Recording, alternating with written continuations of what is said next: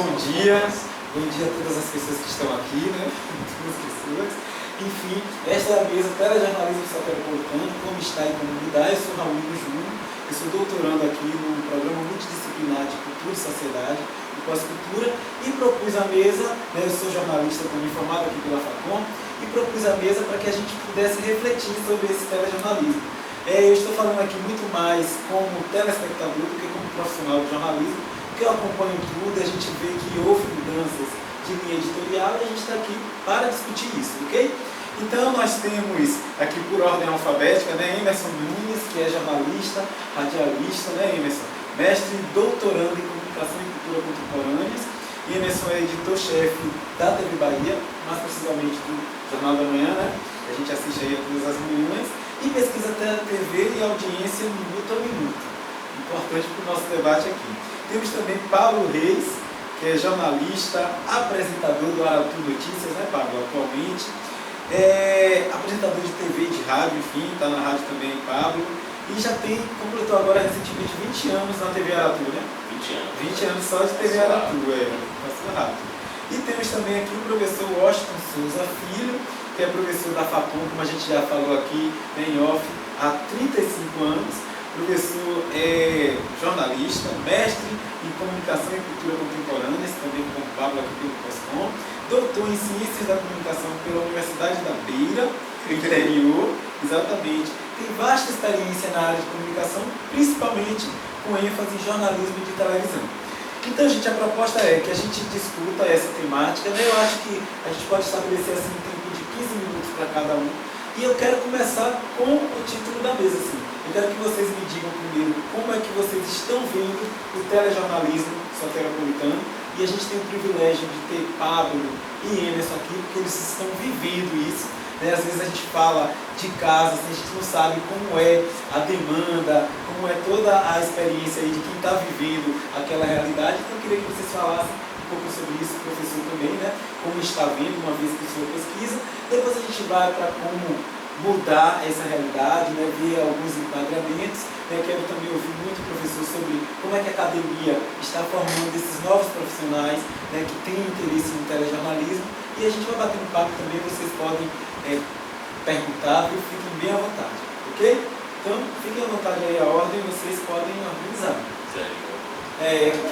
Vamos pro... Eu começo, eu vou começar assim, hoje, digamos que aproveitando os companheiros da mesa, da disputa aqui, eu me senti, primeiro por ser mais velho, com alguma disposição de colocar provocadores para ele. Claro que, naturalmente, assim, a provocação é no sentido da discussão, né? Não tem nada relacionado com o contexto de trabalho. São amigos, Pablo de mais tempo, Emerson mais recente, são pessoas que têm realizado trabalhos que são significativos. Nessa outra parte, na proposta de Raul, né, de como mudar e fazer referência a aspectos que eu acho que o trabalho que Emerson está desenvolvendo na pesquisa que ele faz tem sentido, de alguma maneira também com a própria experiência de Pablo, que ainda seja algo que talvez não caiba a denominar, né?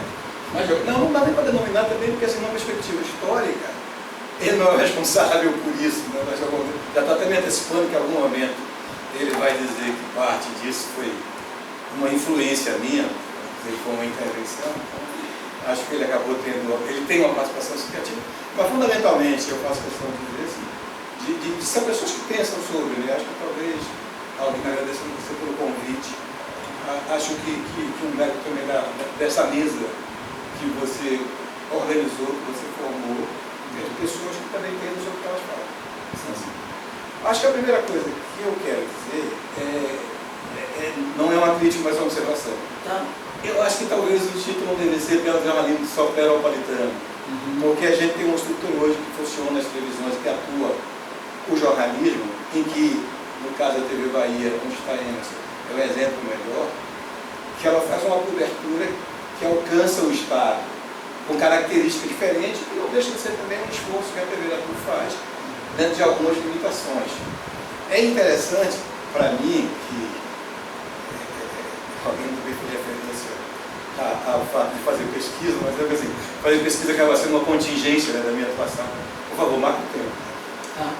Fazer pesquisa é uma contingência da atuação que está na universidade, que é um negócio que eu lembro que um professor pessoa do nosso palco conheceu, a Aldo certamente conheceu, era Marcos Palácio, dizia, caramba, você fica dizendo que você não faz pesquisa, mas quando a gente vai pegar para referência sobre as coisas que você faz, a gente sempre encontra um dado que demonstra que você vai pesquisa.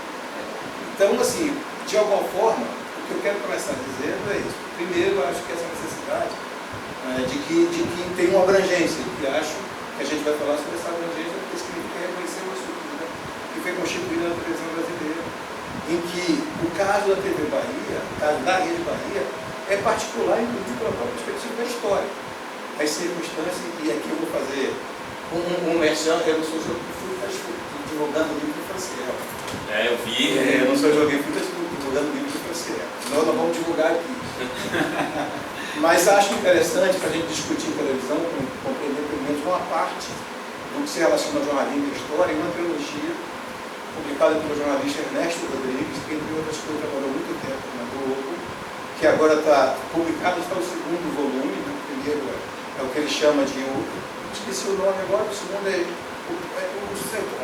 concorrência, o primeiro é hegemonia, o segundo agora é concorrência, e o terceiro que ele vai lançar, depois a gente me ajuda aqui.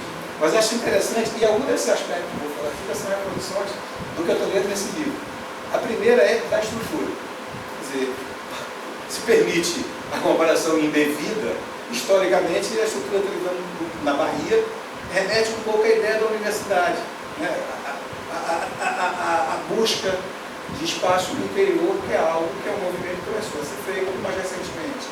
No caso da Bahia, permite a UFBA, a terceira metamorfose. As lógicas da discussão no começo, a hegemonia um pouco da Globo sozinho, um contexto que vai até 85, depois de 85 e até 95, que é a mudança e essa estruturação que vai ampliar o espaço que quiser para a TV Bahia. E o terceiro é a metamorfose, que é o contexto que se dá com o digital. Eu vou falar aqui, o que eu quero falar para relacionar esse livro, é relacionado a esse segundo livro que eu não conheço. Primeiro é isso. Quer dizer, como é que se dá essa estrutura? É que é uma estrutura voltada para a ocupação do mercado. Não é assim? E aí entra um negócio, que aqui também, aí um pouco se relaciona à minha experiência, na minha atividade como jornalista, eu trabalhei na editora Abril. E trabalhei numa publicação, no fim das contas, até por opção minha, que era a revista Placar, que nem de modo significava nada, comparando com a revista Veja, ou mesmo Playboy, mas a Abril padecia do mesmo problema, padecia do mesmo problema com todas as revistas. Ela tinha uma estrutura para trabalhar para a Veja. Ela chegou a ter, acho que ela chegou a ter inúmeros sucursais, o mesmo número, não, a Veja já aumentava no Brasil, já são 14, eram 9 sucursais. Tinha sucursais de Belém e Rio Grande do Sul. Mas que estruturalmente só atendia a Veja. No momento em que deixou de fazer sentido, que era o modelo de Veja, deixou de fazer sentido a editora Abril tem. E hoje a editora Abril já tem um passado, passa por um processo de recuperação social. Aí eu estou tentando fazer esse raciocínio para a televisão. Se montou, aí primeiro partindo de uma lógica, que é a lógica da concorrência, e que você tem um mercado, que é a curiosidade para mim, do ponto de vista, passou a ser assim. Você fazer um cruzamento entre algo que é a mudança do paradigma social, a mudança de renda, quer dizer, você começa a ter uma parcela da sociedade que tem acesso às condições de vida e que permite ela comprar televisão. Quando você compra a televisão, você passa a permitir, é uma televisão que tecnologicamente já está no outro processo. Né? É uma televisão que tinha controle remoto, não seletor de canais, porque tem um aspecto que não tem nada a ver com isso aqui, mas só para entender essa tecnologia. Ele está contando também a história do que foi a experiência da Globo com a tela Monte Carlo. E ele diz que a tela Monte Carlo, a televisão na Itália, naquele momento, já representava um grande problema, um pouco tecnológico, para a operação da emissora brasileira. Porque as televisões funcionavam com preset. Você tinha lá um seletor de canais que ele era imobilizado. Você apenas escolhia 1, 2, eram 4 canais, as 3 televisões institucionais da Itália, e um canal aberto que você escolhia. Então você não tinha seletor de canais ainda como no Brasil. Imagina o controle remoto. Aí voltando para a nossa realidade, você começa a colocar edições em vários lugares, começa a permitir as pessoas que comprassem televisão e, consequentemente, você começa a ampliar a programação. Vem um aspecto que eu acho que talvez seja o sentido que se torna mais evidente discutir o modelo da televisão da Bahia, que é essa lógica também da programação da audiência, que não tem outro caminho para se discutir. Televisão é audiência. E quando ela sobreviver na perspectiva que ela pode, como uma emissora de televisão com sinal aberto e que vai se reinventar com a TV 3.0. Você vai resolver o problema operacional das empresas que elas operam, é outra discussão. Não é da nossa conta, mas não é da nossa realidade que a gente está discutindo. Então aí vem um lado que é essa busca da programação, que Paulo conhece pela experiência de trabalho e Emerson está estudando sobre isso, que é um outro detalhe. Nesse momento, que é o momento que você está tendo a expansão da televisão e o acesso, né, que as pessoas passam a ter renda, consequentemente, há uma pressão que é como as outras emissoras enfrentarem na realidade que a Globo tinha constituído até 85, que é o monopólio. E aí volta essa ideia lá de uma lista até, que a gente não está falando disso, mas está se revivendo o que é a visão do império do grotesco. Estética do grupo. Né? Que ela volta a fazer a mesma coisa que faziam antes da consolidação do que é chamado padrão Globo de qualidade. E aí vem um dado que apareceu para mim nessa história, nessa leitura que eu estou fazendo, que é uma justificativa, porque aí vocês vão lembrar, naturalmente mais velho que eu sou, inegavelmente, mas é um pouco talvez visivelmente, não, você não tem nem barra. Vamos achar. E eu pinto o cabelo para aparecer, inclusive, que eu tenho cabelo branco. Mas aí, que é o ciclo do pica-pau amarelo. O ciclo do pica-pau amarelo é uma mudança da própria Globo, né, que começa a ver a predominância de Xuxa. Depois dessas coisas das apresentadoras, né, esses programas vão para criança e apresentadoras vão com um perfil que atraía as crianças, muito mais até pessoas adultas também, reza a lenda, em que o ciclo do pica-pau amarelo, que era um programa que tinha um paradigma, sei lá, comparado ao Vila Sésamo, né, um programa que tinha outra característica, feito. Aí tem várias explicações que eu não vou dizer agora, assim, do que era o prazer que as pessoas tinham, inclusive, de fazer o pica-pau amarelo, etc. O mínimo que eu vou dizer é que a atriz que fazia Dona Mendes, Zia Caçador, eles gravavam em um sítio. E que até as galinhas do sítio, sei lá, conheciam que era convivendo, assim, para ver o aspecto lúdico, fantasioso de uma ideia. E aqui também a gente vai colocar em discussão que é a literatura de um outro lugar. Mas para ir para o caminho, esse programa que era exibido no horário da manhã, por uma necessidade de programação da Globo, passa a ser exibido à tarde, que eu não sei quem, eu pessoalmente não consigo lembrar disso, até porque eu não assisti até, mas passa a ser exibido à tarde. O SBT começa um movimento que é antes do Aqui Agora, que é um programa chamado O Povo na TV. O Povo na TV. E o Povo na TV, dando programação, ele começa a ser exibido, passa a ser exibido, no mesmo horário que o Ciclo do Pica-pau Amarelo. E aí entra um justificativo do que era o diretor da época, chamado Geraldo Cazé, que ele diz para algum diretor da Globo, acho que o Lúcio Faz, assim, você não vai querer que eu coloque o Zildo Slaberry para rezar a Ave Maria às 6 da tarde, né? Porque era assim que terminava o Povo na TV. Então, assim, eu estou usando isso aqui uma ilustração do que é algo, de que maneira se dá a discussão sobre a programação da televisão e de alguma maneira conteúdo. É como se fosse assim, fica todo mundo hoje lançando um boia de salvação, sabe? Não é nem mensagem para que alguém leia, não é mensagem para o futuro. Para que alguém depois lá no futuro reencontre, caramba, os caras estavam falando disso aqui. Então, são boia de salvação. Né? Há uma dinâmica que a gente não consegue alcançar ali. E, consequentemente, se reflete na discussão. Aí do que eu acho como está. Eu acho que como está, tem um problema que no meu caso aqui, que alcança a voz aqui, mas assim, eu sou de uma geração que ocupar espaço na geração, nas gerações, talvez para passar um pouco por isso, Emerson talvez menos, mas com certeza também deve aparecer alguém, quer dizer, jornalismo é coisa que você precisa estudar. Né? De alguma maneira essa realidade hoje já é um pouco diferente, mesmo até que tenha sido reduzida a capacidade de impressão de entidades sindicais, de disputa pelo diploma, ou agora tem um movimento técnico do diploma já, que é uma ação que o nosso sindicato conduz, etc.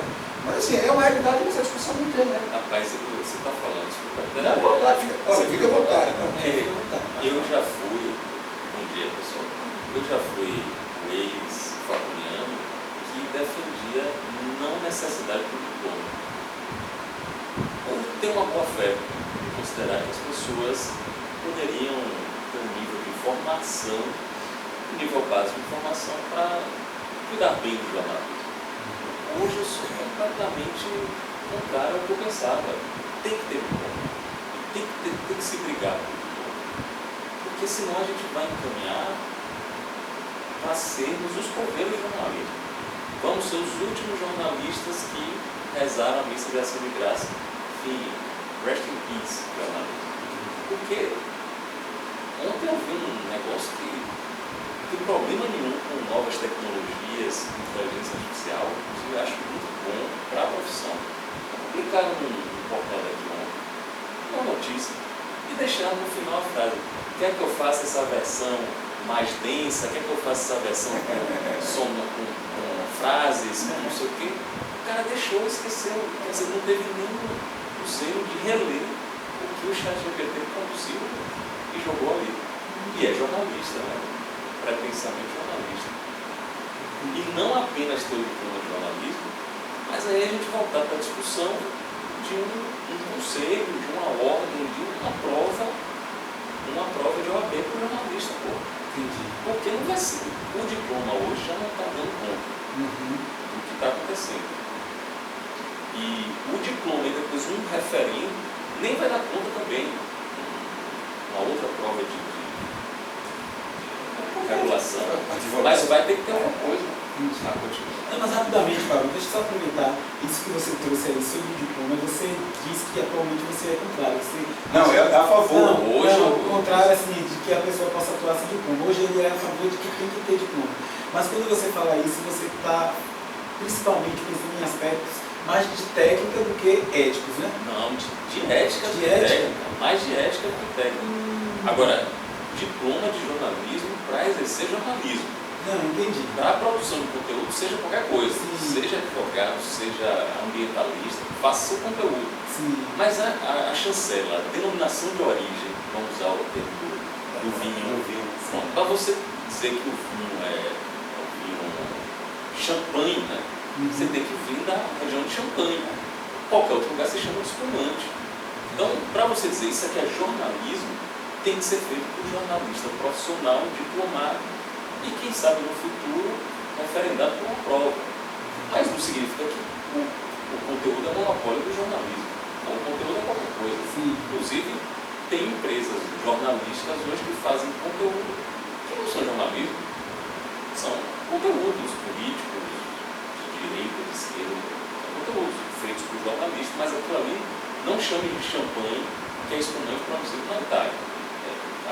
A discussão que eu acho que a gente também poderia evoluir, não nessa mesa de que era nunca, esse nível de discussão também. Eu te perguntei isso porque eu faço um trabalho também de pesquisa sobre o uso de release como notícia. Porque o release, que é um instrumento da assessoria de imprensa, né, que serve para pautar o jornalista, hoje em dia no jornalismo cultural, que é o que eu mais acompanho, que eu gosto, os jornalistas utilizam como própria notícia. E aí eu já vi vários jornalistas na minha pesquisa assim, que publicam, inclusive assinam o release, como se tivesse produzido o texto ferindo o código de ética do jornalismo. Se for possível, eu queria dar um depoimento depois para a sua pesquisa. Porque eu tenho uma questão muito particular com a assessoria de imprensa, que eu toco lá na redação todo dia, considero o trabalho muito relevante, muito necessário, mas na nossa escala de prioridade, o release, do jeito que ele é o último a ser olhado. Tem que ser o último. Sim. Porque o release é uma commodity. Todo mundo tem acesso àquele release. E às vezes, como você disse, ipsis né? Pelo site já vem um release pronto. Então, se é uma commodity, vamos deixar a commodity como commodity, deixa todo mundo usar, a não ser que a gente consiga olhar, enxergar o release como um ponto de partida para produzir uma informação, uma notícia. Sim, exatamente. O release do Congresso da UFBA, a abertura do Congresso da UFBA. Você vai lá para o Congresso da UFBA, igual a todo mundo, então você vai fazer igual a todo mundo, a commodity, soja lá, tá beleza. Agora, se você vai lá, utilizando aquele momento, aquele espaço, então as pessoas estão ali para produzir uma informação diferente, aí beleza, aí o release vai. Mas isso que você falou, isso aí não é jornalismo. Isso aí é o ChatGPT faz melhor. Não, mas só para dizer uma coisa ali, não é para avançar, mas assim, o que você está registrando como uma realidade atual, que o Papo está colocando como discussão não é de agora. Sim, não é de agora. Talvez até a precarização que alcança a realidade da atuação profissional no momento atual tenha acentuado. Mas voltando para ele, Pablo quando ele interveio, ele acabou fazendo uma colocação que uma palavra que ajuda a definir melhor o que eu ia falar. Eu estava falando sobre o estudo, né? Aí você falou formação, talvez seja isso. A diferença contextual, que eu estava tentando relacionar, eu estive em redação, quando você dizia, mas você aqui estudante não tem importância. Eu se tiver alguma coisa que relaciona que é o que eu conto. Eu falo sobre isso em aula, para justificar o que é estudar, mas vou seguir. Não me permitir. Vou seguir e a gente fala assim. Se um de vocês que estão presentes estiverem curiosidade, depois vocês perguntam, pelo menos se eu estiver aí por outro caminho. Mas é a formação. Então, alguma coisa básica na formação, e aí a gente está falando, eu já não estou falando de inteligência humana, ou pelo menos inteligência humana. Sim. Entendeu? Que é assim, uma das coisas que incomodam muito a mim, eu faço questão de chamar a atenção dos estudantes, e tenho procurado sistematizar algum estudo sobre isso, que é a discussão sobre repetição. Então você consegue ouvir notícias em rádio e emissora de televisão da Bahia, em que, por exemplo, mas assim, a frase cabe em 2 ou 3 vezes você citar Salvador. Aí você prefere dizer a capital, ou a capital do estado. Eu não me lembro agora, até uma vez uma neta, eu digo de vez em quando a transporte, e um dia ela perguntou para mim, mas a capital da Bahia não é Salvador? Sim, a capital da Bahia é Salvador, porque ela ouve a capital do estado. Entende? Assim, mas por quê? Porque o jornalismo estabeleceu que uma lógica da produção do jornalismo, da escrita, de escrever, é não repetir. Mas eu desafio qualquer um que escreva sobre jornalismo para me dizer qual é o manual que está dito que você não repete, principalmente em texto de rádio e TV. Sim. Muito pelo contrário, a busca da colocalidade se dá por uma mínima estruturação. Tá certo? E aí, para fazer a ilustração do que eu quero dizer, capital é o melhor exemplo.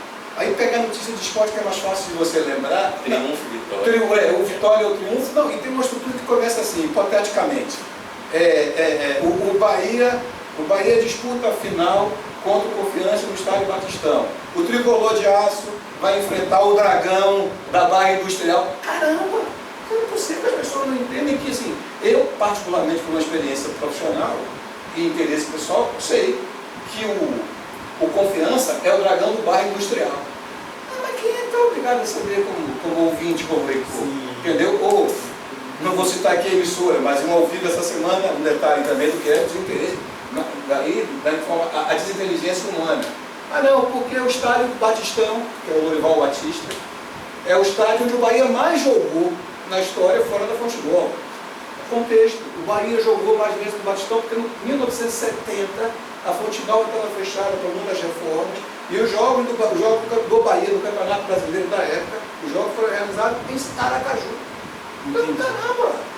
Se você não tem a capacidade de associar essa informação a um contexto, por que você vai dizer? O Paulo está citando a inteligência artificial, estou falando da inteligência humana. E por fim, para relatar isso, assim, eu quero sintetizar essas duas coisas. Há um contexto histórico, não, para a gente abrir. Sintetizando aqui em um contexto de transformação, em que levaria uma ideia de cruzamento entre mudança das condições socioeconômicas e a tecnologia, a amplitude que as emissoras de televisão alcançam, uma disputa pela audiência e para dizer duas coisas. Uma ilustração para manter esse tom de coisas hilariantes. É que nessa lógica de não repetir, outro dia eu ouvi uma informação que era sobre trânsito. Para você acessar o acesso norte. Acho que isso é uma problema. Aí, caramba, se não tem um ente, para usar a expressão de Graciliano Ramos, se não tem um semovente, sabe, a expressão semovente, é gado, né? É um termo contábil, e que ele usava como ironia, também mas era ser vivo animais. Então, se não tem um semovente com essa capacidade, me desculpem os jornalistas da jornalismo, mas é um pouco assim, no meu sentido que obviamente essa provocação é uma provocação da compreensão que eles têm. E a outra coisa é que eu acho, e aí nesse contexto que é um pouco dessa pressão que o jornalismo da Bahia sofre, que é colocada, e eu entendo perfeitamente, assim, Enes está na TV Bahia, aí talvez o papai até se jogar porque na TV era tudo. Mas se estivesse na TV Bahia, sofreria a mesma coisa. Há um certo ressentimento, entendeu? Assim, do mesmo jeito que essa discussão do exemplo que eu citei, lá de não dá para colocar Dona Benta para rezar Ave Maria às 6 da tarde, entendeu? Porque era como terminava o povo na TV. Que depois o pessoal vai depois aqui agora, né? Não parece pouco, uma cogitação de voltar aqui agora. Exatamente. Assim, se fez muito na Bahia um jornalismo de ressentimento, em que o problema, como a Bahia não teve uma emissora da Rede Globo, TV afiliada da Globo, tanto a Aratu quanto e depois da TV Bahia, elas acabaram sendo, e esse livro diz isso claramente, conta uma outra história diferente da que a gente conhece, mas passa pela história da NEC, do associamento da NEC, para poder vender o Roberto Marinho, e passa por uma negociação entre o Roberto Marinho e Antônio Carlos Magalhães pela transferência da programação da TV Aratu, com outros argumentos, até um argumento até que parece todo, mas a informação que está colocando, que não vem citar. Mas aí se consolidou aqui o jornalismo de ressentimento, porque não se soube, acho eu, se aproveitar, encerrando, o que é a história da TV Itapuã, que no caso do livro da TV Itapuã, por uma visão, claro que o dono da empresa faz o que ele quiser, mas do ponto de vista da perspectiva da história, da própria televisão baiana, se escolheu omitir um nome, que deixou de ser TV Itapuã, depois foi um período Record Itapuã, e agora é Record Bahia. Record Bahia, né? Record TV Itapuã, e agora Record Bahia de novo, entendeu? Então, assim, não se perdeu a possibilidade, do ponto de vista histórico que se tinha, de compreender o trabalho que a TV Itapuã teve para formar jornalistas. Inclusive, quero fazer um registro aqui de algo que eu acho importante, sem nenhuma restrição a qualquer discussão de identidade. A primeira repórter negra da televisão baiana chama-se Evarice Santos, que depois foi conhecida como Lady Eva, colunista do Jornal à Tarde. Então, assim, é um registro, não retira a discussão sobre quem é mais ou quem é menos. Assim como mulheres que trabalharam com repórter cinematográfico. Rita Tavares, que hoje é cantora, Etna Vasconcelos. Digamos que eu aproveitei a condição de ser um macho velho. Mas é isso aqui, eu queria colocar essas questões aí que vocês agora tratarem delas. Não, professor. A vantagem é que você começa o jogo para você dar o passe, entendeu? Pronto, agora é isso. Deixa cada um distribuir. Deixa cada um distribuir. Eu estou do lado de dois excelentes meio-campistas. Sim. Editor e quem faz o trabalho, só faz o trabalho de apresentação, mas é um trabalho que tem um outro nível, como trabalho de apresentador. Sim. E ele ainda faz o trabalho que está ali, né, na sombra, né, que muita gente às vezes nem sabe, acha que aquele negócio, tudo assim, não, é o apresentador que faz, mas desde reclamações que o pessoal faz no jornalismo, todos os próprios problemas. Aí o jornalista, o apresentador, né, fica com a proteção da polícia e tudo, né, o coitado que está lá atrás, passa a sofrer. Mas pronto, já segue vocês. Ótimas contribuições, professor. Eu anotei aqui, daqui a pouco eu volto. E eu acolho a crítica ao tema da mesa, né, porque o professor sugeriu que fosse muito mais amplo, né, telejornalismo baiano. Eu fiquei com muito medo de ser pretencioso, por isso que eu não coloquei. Porque como eu acompanho mais o telejornalismo daqui de Salvador, eu sei que tem as praças, né, mas eu não acompanho muita coisa das praças. Eu não quis ser, né, esse pretencioso assim, mas está certo, aí só você entenda, alguém está falando sobre a cidade e está falando da capital caramba, é um valor notícia quase, é proximidade. Então agora eu vou seguir o rito aí do professor Abril, né? A gente vai com o mais velho, depois do professor, que é pela ordem, que é Pablo Reis, Pablo que atualmente é apresentador do Aratu Notícias, né, Pablo? Eu queria que você falasse, Pablo, como é que está esse telejornalismo que você contribuiu para fazer, né, há muito tempo e atualmente você tem feito, né, para que até esses estudantes de jornalismo, eu também, né, que aprenda, que a gente saiba como é por dentro, porque também é muito fácil você estar sentado no seu sofá e apontar. Já fui essa pessoa. Exatamente, mas a gente não sabe o modus operandi, tudo que vocês têm que fazer para que a notícia seja publicada ali para o telespectador. Então, eu queria que você falasse um pouco sobre isso. Antes eu queria saber o nome de vocês. Seu nome? Caio. Caio, prazer, Caio. Elisa. Elisa. Ruana. Caio, Elisa e Ruana. Tem outra técnica.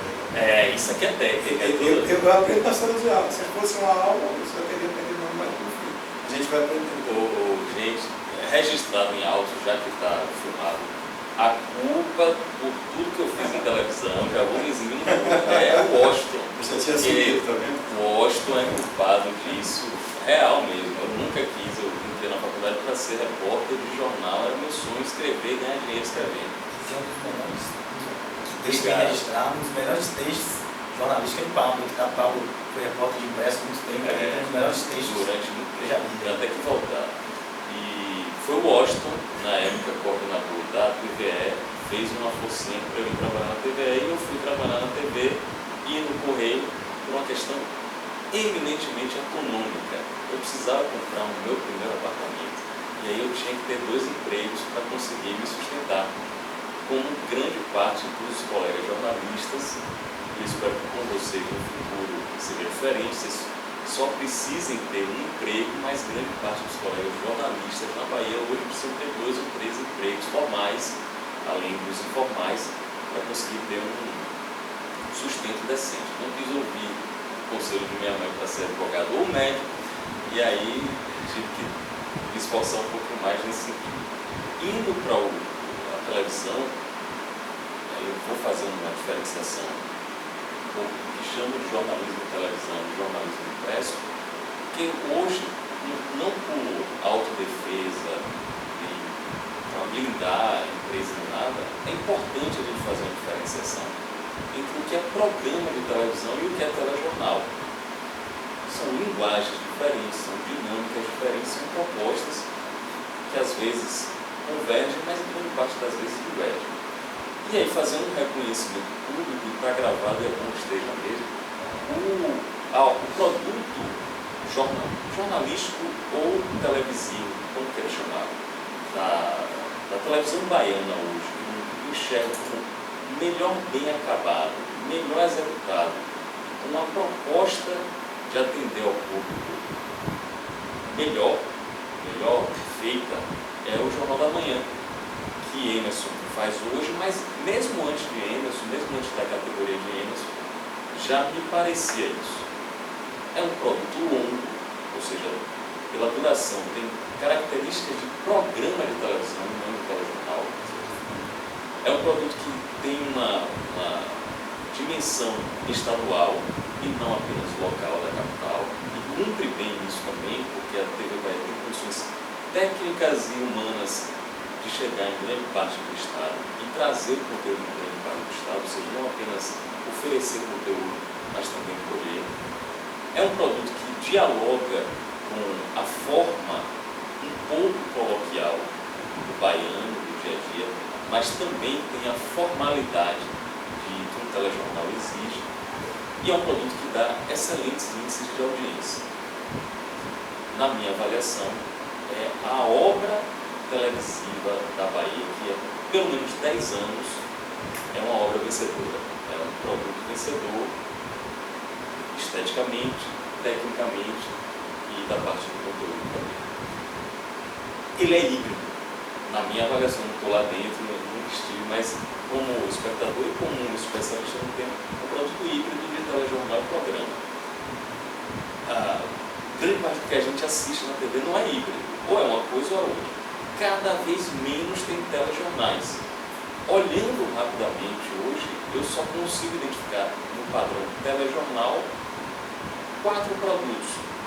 O da Bandeirantes, da Bandeirante, o da TVE, o TVE Notícias, eu tive a oportunidade de trabalhar lá também, o BATV, que em número de audiência é talvez o produto local mais visto na Bahia diariamente, e o Arauto Notícias, que atualmente eu apresento e sou editor-chefe.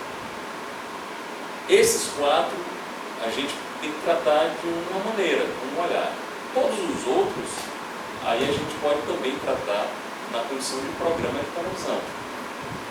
Por que programa de televisão? Porque aí a gente dá uma oportunidade de uma abertura maior para enquadrar aqueles assuntos. Não tem como a gente analisar, olhar e criticar esses 4 telejornais da mesma maneira que a gente vai analisar, olhar e criticar os outros programas de televisão.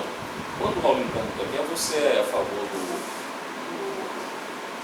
antes você era a favor de não diploma e agora você é a favor de diploma, pela parte técnica ou ética, tem uma influência aí. Foi bom, gosto de fazer um apanhado histórico, que aí eu posso falar um pouco da contemporaneidade e depois a gente tentar, com a contribuição de anos, falar o que é que pode vir no futuro, para não ficar só reclamando também, né? Ficar só reclamando e tal, e a gente produzindo conhecimento e não aproveitando conhecimento. Na minha primeira semana de faculdade, não era aqui, era lá em cima do Canela, semana do calor, e a gente teve, para mim foi um choque, eu vim do interior e não conhecia o que era um conceito de universidade. Um monte de gente pensando diferente, de origem diferentes, com abordagens diferentes. Para mim foi um trauma do bem. Um professor nosso brilhante na época, acho que ele estava na faculdade lá, Não estava um cara muito inteligente, beirando mesmo um genial. Ele fez duas coisas ali naquela semana que me marcaram. Na primeira semana de aula, no primeiro dia de aula, aliás, na primeira aula, no auditório lá da época, ele entrou, estávamos todos tensos, esperando o que era a faculdade e tal. Ele entrou, ficou ali na frente e começou a grunhir. Na falta de um nome melhor, ele começou a gemer, grunhir, onomatopeias e tal. E durante praticamente 3 tensos, angustiantes e eu diria até dava uma vergonhazinha de ver aquela cena, mas ele sustentou aquilo. E esperou alguém falar alguma coisa e ninguém falou nada, estava todo mundo assustado, né? E aí depois ele perguntou, ele falou assim, eu me comuniquei aqui. Aí todo mundo falou, não, e ele quase concordando, e no final ele falou, olha, primeira lição aqui na faculdade, provavelmente vocês vão ter, vocês estão todos errados. Eu me comuniquei aqui, me comuniquei bem, inclusive. E a gente achou extravagante isso que ele falou. Porque a gente imaginava que comunicação era... E a teoria Era fundamento científico da comunicação humana. Fundamento científico da comunicação humana. E aí... entrou na história, é a teoria da comunicação. Aí, ele falou, eu me comuniquei bem. E a gente achava que a comunicação verbal era emissor, receptor e um código entre eles aqui para traduzir. E ele foi explicar porque ele... Aí ele perguntou, primeiro de tudo, vocês acharam isso que eu fiz normal? Não. E por que vocês não me renderam, não me prenderam? Vocês não me acharam louco? Porque vocês consideraram que eu sou professor. Por que eu sou professor? Porque eu parei aqui na frente. Eu sou mais velho que vocês. Tenho esse aspecto assim, professor da Facom. E vocês me consideraram professor, já é uma comunicação. E tem as outras, todas as comunicações que vinham com aquela encenação. A roupa que ele estava vestindo, o tom de voz, o cabelo, tudo isso está comunicando de alguma forma. E depois a gente pode fazer um arco e ligar, por exemplo, a um aspecto do meu trabalho hoje. No jornal, tem um monte de comunicação não verbal. Eu estou me ocupado muito, me interessado muito com esse aspecto de comunicação não verbal.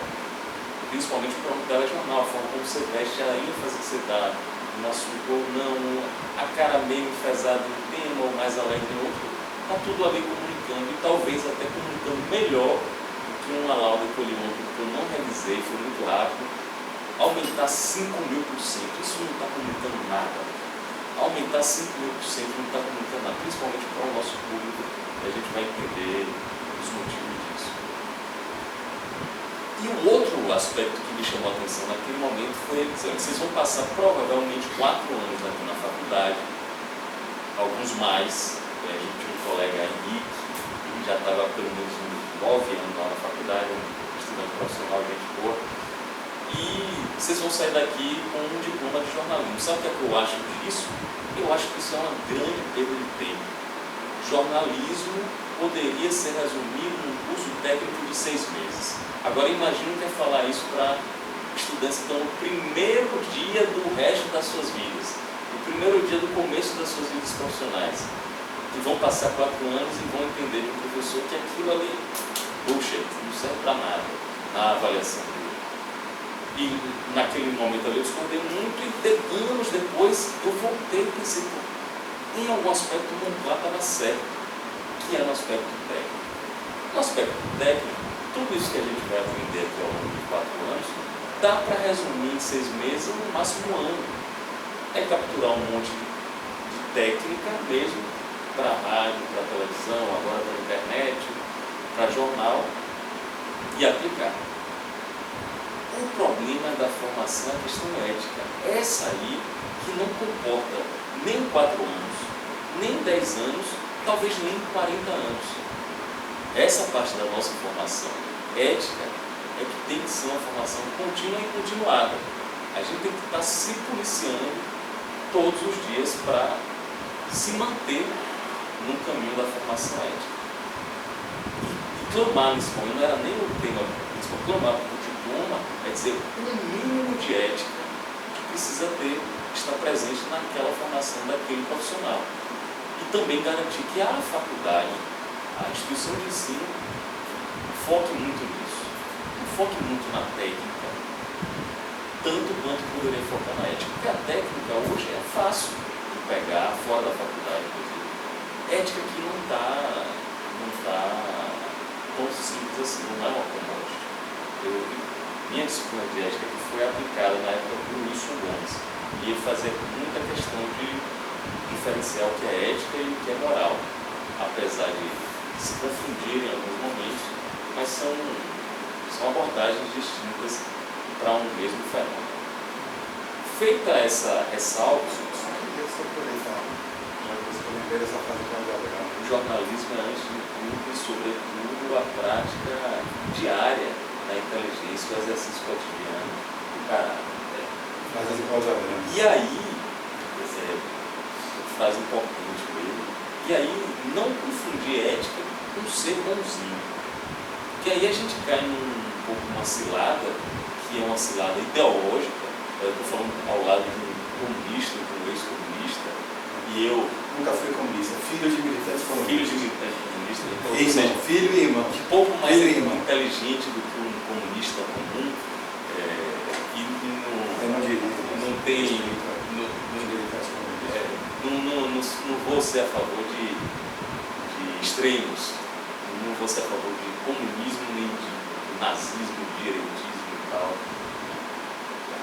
Como prática pessoal, para mim, o caminho do meio sempre vai ser mais equilíbrio e mais resultado, e mais eficiência. Porque ser bonzinho nessa luta ideológica, e eu fui fisgado, absorvido por isso durante muito tempo, na grande parte das vezes significa ser de esquerda e progressista. Ser malzinho, ser ruimzinho, ser malinha, ser escrotinho, significa ser de direita e conservador. Quando eu era estudante, bonzinho, de esquerda e progressista, e logo depois de ser estudante bonzinho, repórter recém-formado num jornal de direita, visto como escrotão, e numa redação de esquerda. Aí o jornal de direita, o jornal do Estado que era de direita, a redação era de esquerda. Mas tinha um núcleo de política lá, profissionais de direita, mas a redação mesmo era redação raiz. Eu confundia ser ético com isso. E hoje, caíram os muros desse disfarce de ética. Eu vejo falta de ética absoluta como falta de caráter de pessoas de esquerda, de pessoas de direita. Não tem nem... E a falta do... Como é o nome que estava? Do gatekeeper, né? A falta do gatekeeper, porque não tem... E a teoria do jornalismo é o porteiro, né? O porteiro, né? Porque não tem mais o monopólio para domínio do veículo de comunicação para a produção de conteúdo, hoje todos os produtos de conteúdo, a falta do gatekeeper escancarou a falta de ética também. Hoje eu recebi aqui, do lado da esquerda e do lado da direita, recebi aqui em grupos coisas absolutamente falsas e criminosas, chanceladas por site, em tese assinado por jornalistas. Então, assinado por, em tese, jornalistas. São as duas coisas que eu vi aqui, são falsas e criminosas. Não é a versão dos fatos, não é a interpretação. É falsidade ideológica, é crime também, com um objetivo político muito claro. Quando a gente chega no ponto de estar discutindo telejornalismo na televisão, a gente tem que partir do pressuposto que não somos os detentores mais da produção de conteúdo. E já não somos mais os únicos consumidores desse conteúdo. Quando Washington faz esse apanhado para dizer que a ascensão de algumas classes para poder adquirir os bens de consumo, que grande parte da sociedade adquiriu, modifica completamente cultura, arte e comunicação. Vou dizer um que é da minha época de faculdade, que me chocava. Olha o que me chocava na época. Eu saio para fora e ela volta para trás. Isso me chocava falei, gente, como é que uma pessoa assinou isso, disse eu sou compositor da mulher, uma música, vocês são jovens, é uma música de Zezé de Camargo e Luciano, a dupla mais consumida e vendida. O Leonardo. Eu saio pra fora, se a gente briga, a gente se ama, não sei o que, nossas diferenças acabam no quarto, em cima da cama. Quando eu vi aquilo, eu acostumado a ouvir aplaudir Chico Buarque, falei, estão chamando isso de música popular brasileira? Para mim aquilo era uma aberração. Agora, qual era o meu olhar para julgar aquilo como uma aberração? Era o olhar de um filho de classe média, apesar de ser de Alagoinhas, mas não era do interior grave, não era do Cotão, tinha acesso a consumo de cultura que a classe média de Salvador também teria.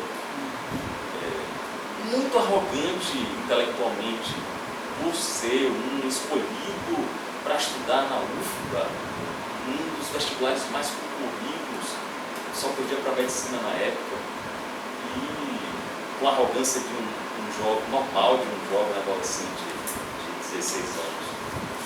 É comum ser arrogante, começa a tomar muito na cara para baixar um pouco a bola, e enxergando música sob esse olhar. Então, a partir desse olhar, aquela música ali era lixo. Hoje o que a gente chama de lixo, ou que outras pessoas consideram, outras pessoas que estão na minha posição de antes consideraram lixo, é trap, é Oruan, é apologia, não sei o que, é roção, é pagode rasteiro e tal. Talvez daqui a 20 anos a gente olhe para alguma outra coisa e diga, olha, eu achava Oruan uma bosta, um lixo e tal, mas ele fazia até uma poesia, uma linguagem do momento. Ou eu fui ler aqui recentemente, eu não gostava, eu fui ler Lima Barreto. Aí eu falei, fui reler Lima Barreto. Lima Barreto na época era Oruan, porque ele escrevia uma gíria e botava impresso num formato acadêmico que rivalizando com um machateacismo, um gênio, um monstro da formalidade. Ele colocava aquilo, era chocante mesmo. São formas de enquadrar, cujo caso eu não sou receptor, consumidor, tenta botar uma caixinha, coisa que não vale na caixinha, não vai entrar na caixinha. E por que é que eu estou fazendo essa analogia entre a ascensão do poder de consumo de classes baixas, que resultou numa música sertaneja se elevando, e aí Titãs, Renato Russo, que faziam uma poesia urbana para uma classe média elitizada, começaram a sair cena, começaram a perder espaço para essa, eu lembro da capa da Veja, a ascensão dos, sei lá, a ascensão dos excluídos, um negócio desse tipo, que aqui depois, anos depois, eu fiz até a reportagem, virou o Arrocha. O Arrocha é o nosso sertanejo raiz, assim, um grupo de baixa renda, consumindo bastante, e referendando aquilo bastante. Porque na televisão o fenômeno é semelhante, só é um pouquinho mais, na televisão da Bahia, é um pouquinho mais retardado. Porque aquilo aconteceu em 90, 95, por aí, e aí vem o Aqui Agora no nível nacional, aqui vem acontecer nos anos 2000, 2005, mais ou menos, foi mais ou menos na época que eu fui para a TV, depois eu fui para a TV Arapuna. Era uma comunicação, eu vou colocar assim, uma comunicação de gueto, uma comunicação localizada, bem compartimentada assim, e depois tomou conta da programação da televisão, de tal maneira que hoje, como eu falei aqui no começo, a programação de gueto é o telejornal. O telejornal é que é a exceção à regra. Antes, a exceção à regra era o balanço geral daquela época chamado Fernando José, eu mato a cobra e mostro o pau. Imagine um cara de terno e gravata dando boa noite, finalizando o jornal, aqui eu mato a cobra e mostro o pau. É incoerente, é anacrônico. Mas para Fernando José e na época Raul Varela e repórteres Guilherme Santos, depois era a forma que a população entendia. E o que é que eu quero dizer com isso? Tenho certeza absoluta que nos anos 90 e nos anos 80, que era produzido em televisão em termos de notícia, não era entendido pela população. O que que era entendido pela população era Diarilma, era Big Ben, era Clube do Mickey, Clube da Criança, Sítio do Pica-Pau Amarelo, Xuxa. Isso era entendido pela população. Jornal e conteúdo jornalístico não era entendido pela população, a não ser quando havia essas erupções de extraordinário de balanço geral. O cara tá indo na rua mostrar buraco. Ó, aqui o buraco, vamos fazer um bolo de aniversário. Era assim, eu não ando desse buraco aqui, gente, ó, absurdo, aí o cara cai, tropeça e não mostra eventualmente, ó, como era jornalismo policial, né, como a gente chama. Jornalismo policial naquela época, da TV Itapuã, muito inspirado no trabalho da Rádio Sociedade, era um repórter, ia para o HGE, e sentava ali com um plantonista e fazia o plantão do HGE, a notícia do HGE, um homem tomou uma facada em Cruz das Almas, isso aconteceu ontem, uma ambulância foi trazer ele, está aqui sendo atendido no HGE, tomou 20 pontos, o estado de saúde dele é grave, acidente com moto, deixa 10 feridos e um morto, não sei o que lá. Isso era noticiário policial, para a gente fazer a linha do tempo até chegar no que a gente chegou hoje. Isso provavelmente era entendido pela população, porque lembrava muito uma conversa entre vizinhos. Lembrava uma partida de dominó que o cara dizia, vou matar a cobra e mostra o pau, rapaz, aqui eu sou o cara, que elas querem preso. E aí vem esse gesto, que é um gesto emblemático de dizer, pô, isso é um absurdo, rapaz, é uma vergonha, que você para, toma um susto. Não cabe para um condutor, um âncora, um apresentador do telejornal fazer nenhum contrário. Ele tem que ser o mais padronizado possível, comedido e eventualmente elevar o tom ou baixar o tom para dar a dimensão de determinada notícia. Quando chega nos anos 2000, e aí eu tenho uma participação nisso, eu tenho uma responsabilidade nisso, que já existia o programa Balanço Geral, na Record era bem mais sucedido. Na Record, TV Bahia sempre foi inalcançável, a programação da Globo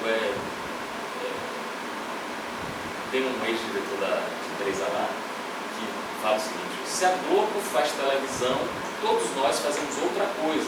E se a gente faz televisão, a Globo faz outra coisa. É incomparável o que a Globo faz. Historicamente, é bom, é padrão de qualidade, é estrutura técnica, é dimensão nacional, é entender que uma mensagem tem que ser captada em Roraima, tem que ser captada no Rio Grande do Sul. É muito difícil isso, é muito difícil você produzir a mesma mensagem que esses extremos, que a gente chama de Brasil, que é uma ficção. O Brasil é uma ficção bem sucedida, inclusive, mas é uma criação de identidade que a Globo, inclusive, ajudou a criar. Muita competência. Aí começa uma tentativa de furar esse bloqueio para chamar a atenção de pessoas de outras camadas, de outro nível de escolaridade, por exemplo, que é o início dos programas populares. Já tinha o Balanço Geral e a TV Aratu, na época, começou com um programa de manhã e esse programa depois virou um programa chamado Se Liga Bocão, que flertava com essas várias possibilidades de linguagem popular. E eu vou ser bem sucinto com isso, porque a história é muito longa. Na época eu era responsável por isso, o Washington tinha sido meu orientador de conclusão de curso, no qual eu fiz uma monografia muito crítica ao programa de ratinho da época. Era outra aberração que eu achava, terminei sendo partícipe de coisa pior do que o programa. É a convicção. É a convicção, você tem uma certeza absoluta de ser dono da verdade, e aí você chega ao ponto de fazer críticas ao programa de Ratinho, que, sem dúvida, Ratinho, a pessoa Ratinho, é um dos 5 maiores comunicadores da história do Brasil, mas muito afastado, se ele for o quinto, é muito afastado do sexto, é muito mais próximo de Silvio Santos e de José Pudão, né, comunicador, de outros do que o sexto colocado. E aí a gente começa a fazer esses flashes na linguagem, na parte técnica, com várias formas de fazer jornalismo mais próximo da galera. Por exemplo, nem o Balanço Geral tinha esse costume. Pegar o microfone assim, botar, deixa o povo falar um monte de coisa aí, falar ao vivo ou gravado, e depois a gente resolve isso aqui na edição. Ou então, bota um repórter que não é formado em jornalismo, mas é um grande repórter, um grande comunicador como era Zebinho, para criar assuntos. Criar não do ponto de vista de inventar, mas olha, tem um olhar para dizer que aquela cadeira vazia ali é uma história que importa.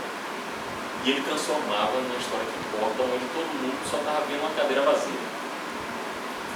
E isso vai sendo levado e puxado para um outro âmbito por uma questão, que aí é a questão central da nossa conversa, que é a questão de audiência.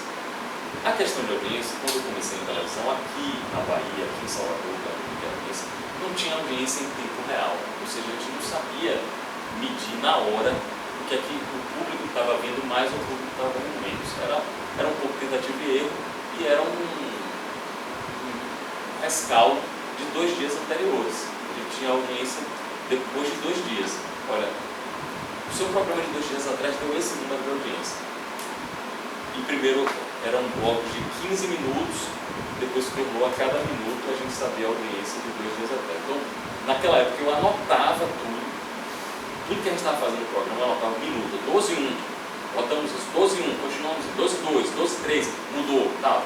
E eu ia conferir 2 dias depois para olhar mesmo, pô, isso aqui tá legal, isso aqui não estava. Só que antes disso, o nosso medidor de audiência era na rua. A gente tinha um programa de manhã, o apresentador começou a ser conhecido, o apresentador já muito conhecido, saiu da televisão, e ele começou a ser conhecido e a gente saía para tomar café depois do programa, aqui em Ondina, eu lembro. E nosso medidor de audiência era o carinha que trazia um misto pra gente. O cara ia trazer um misto pra gente dizendo, velho, vocês são malucos, brother, como é que vocês estão botando lá a mulher dizendo que tomou corno de não sei quem e tal? Aí eu parava assim e fazia uma anotação e tal, ó, o cara prestou atenção no corno. O cara prestou atenção na prisão de não sei quem, que ele disse que é o chefe do não sei o que lá da federação. E aí no outro dia a gente vinha e repetia um pouco isso. Repetia um pouco mais isso, ia um pouco mais além. E voltava na padaria e o cara respondia. Mas, eu gostei, fizeram uma reportagem boa. O que era reportagem boa para ele e provavelmente para a vizinhança dele?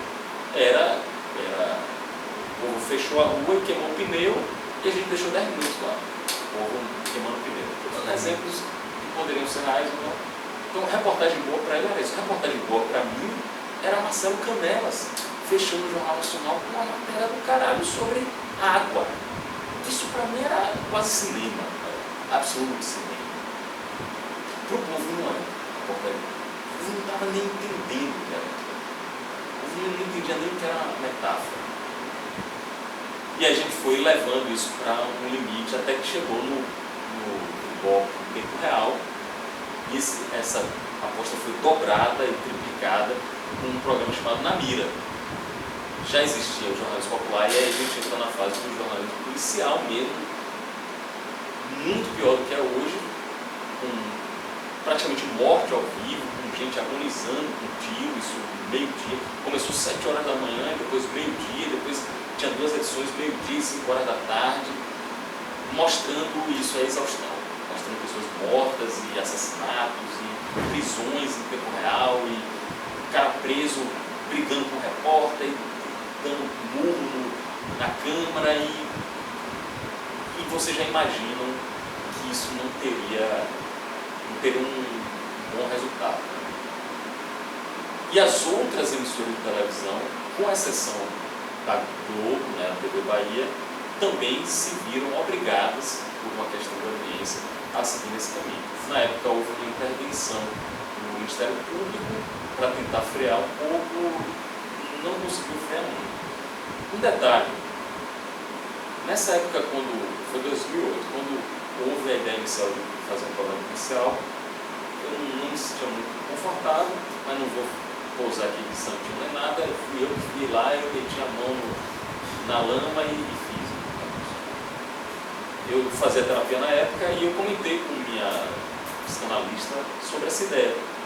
E E psicanalista sabe, não tem certo ou errado, não tem dizer, não faça ou faça, vai ser bom para você, vai ser bom, você vai entrar numa depressão profunda, não tem isso. Tem, de forma pragmática, que pode acontecer ou não pode. E eu lembro que ela falou assim, esse negócio que vocês estão pensando vai dar muito certo se todas as pessoas, ou seja, se potencialmente 100% dos moradores se sentirem afetados por isso. Então, como assim afetados? Vocês não estão mostrando que tem morte no subúrbio ali, não sei o que, no IAPI e tal?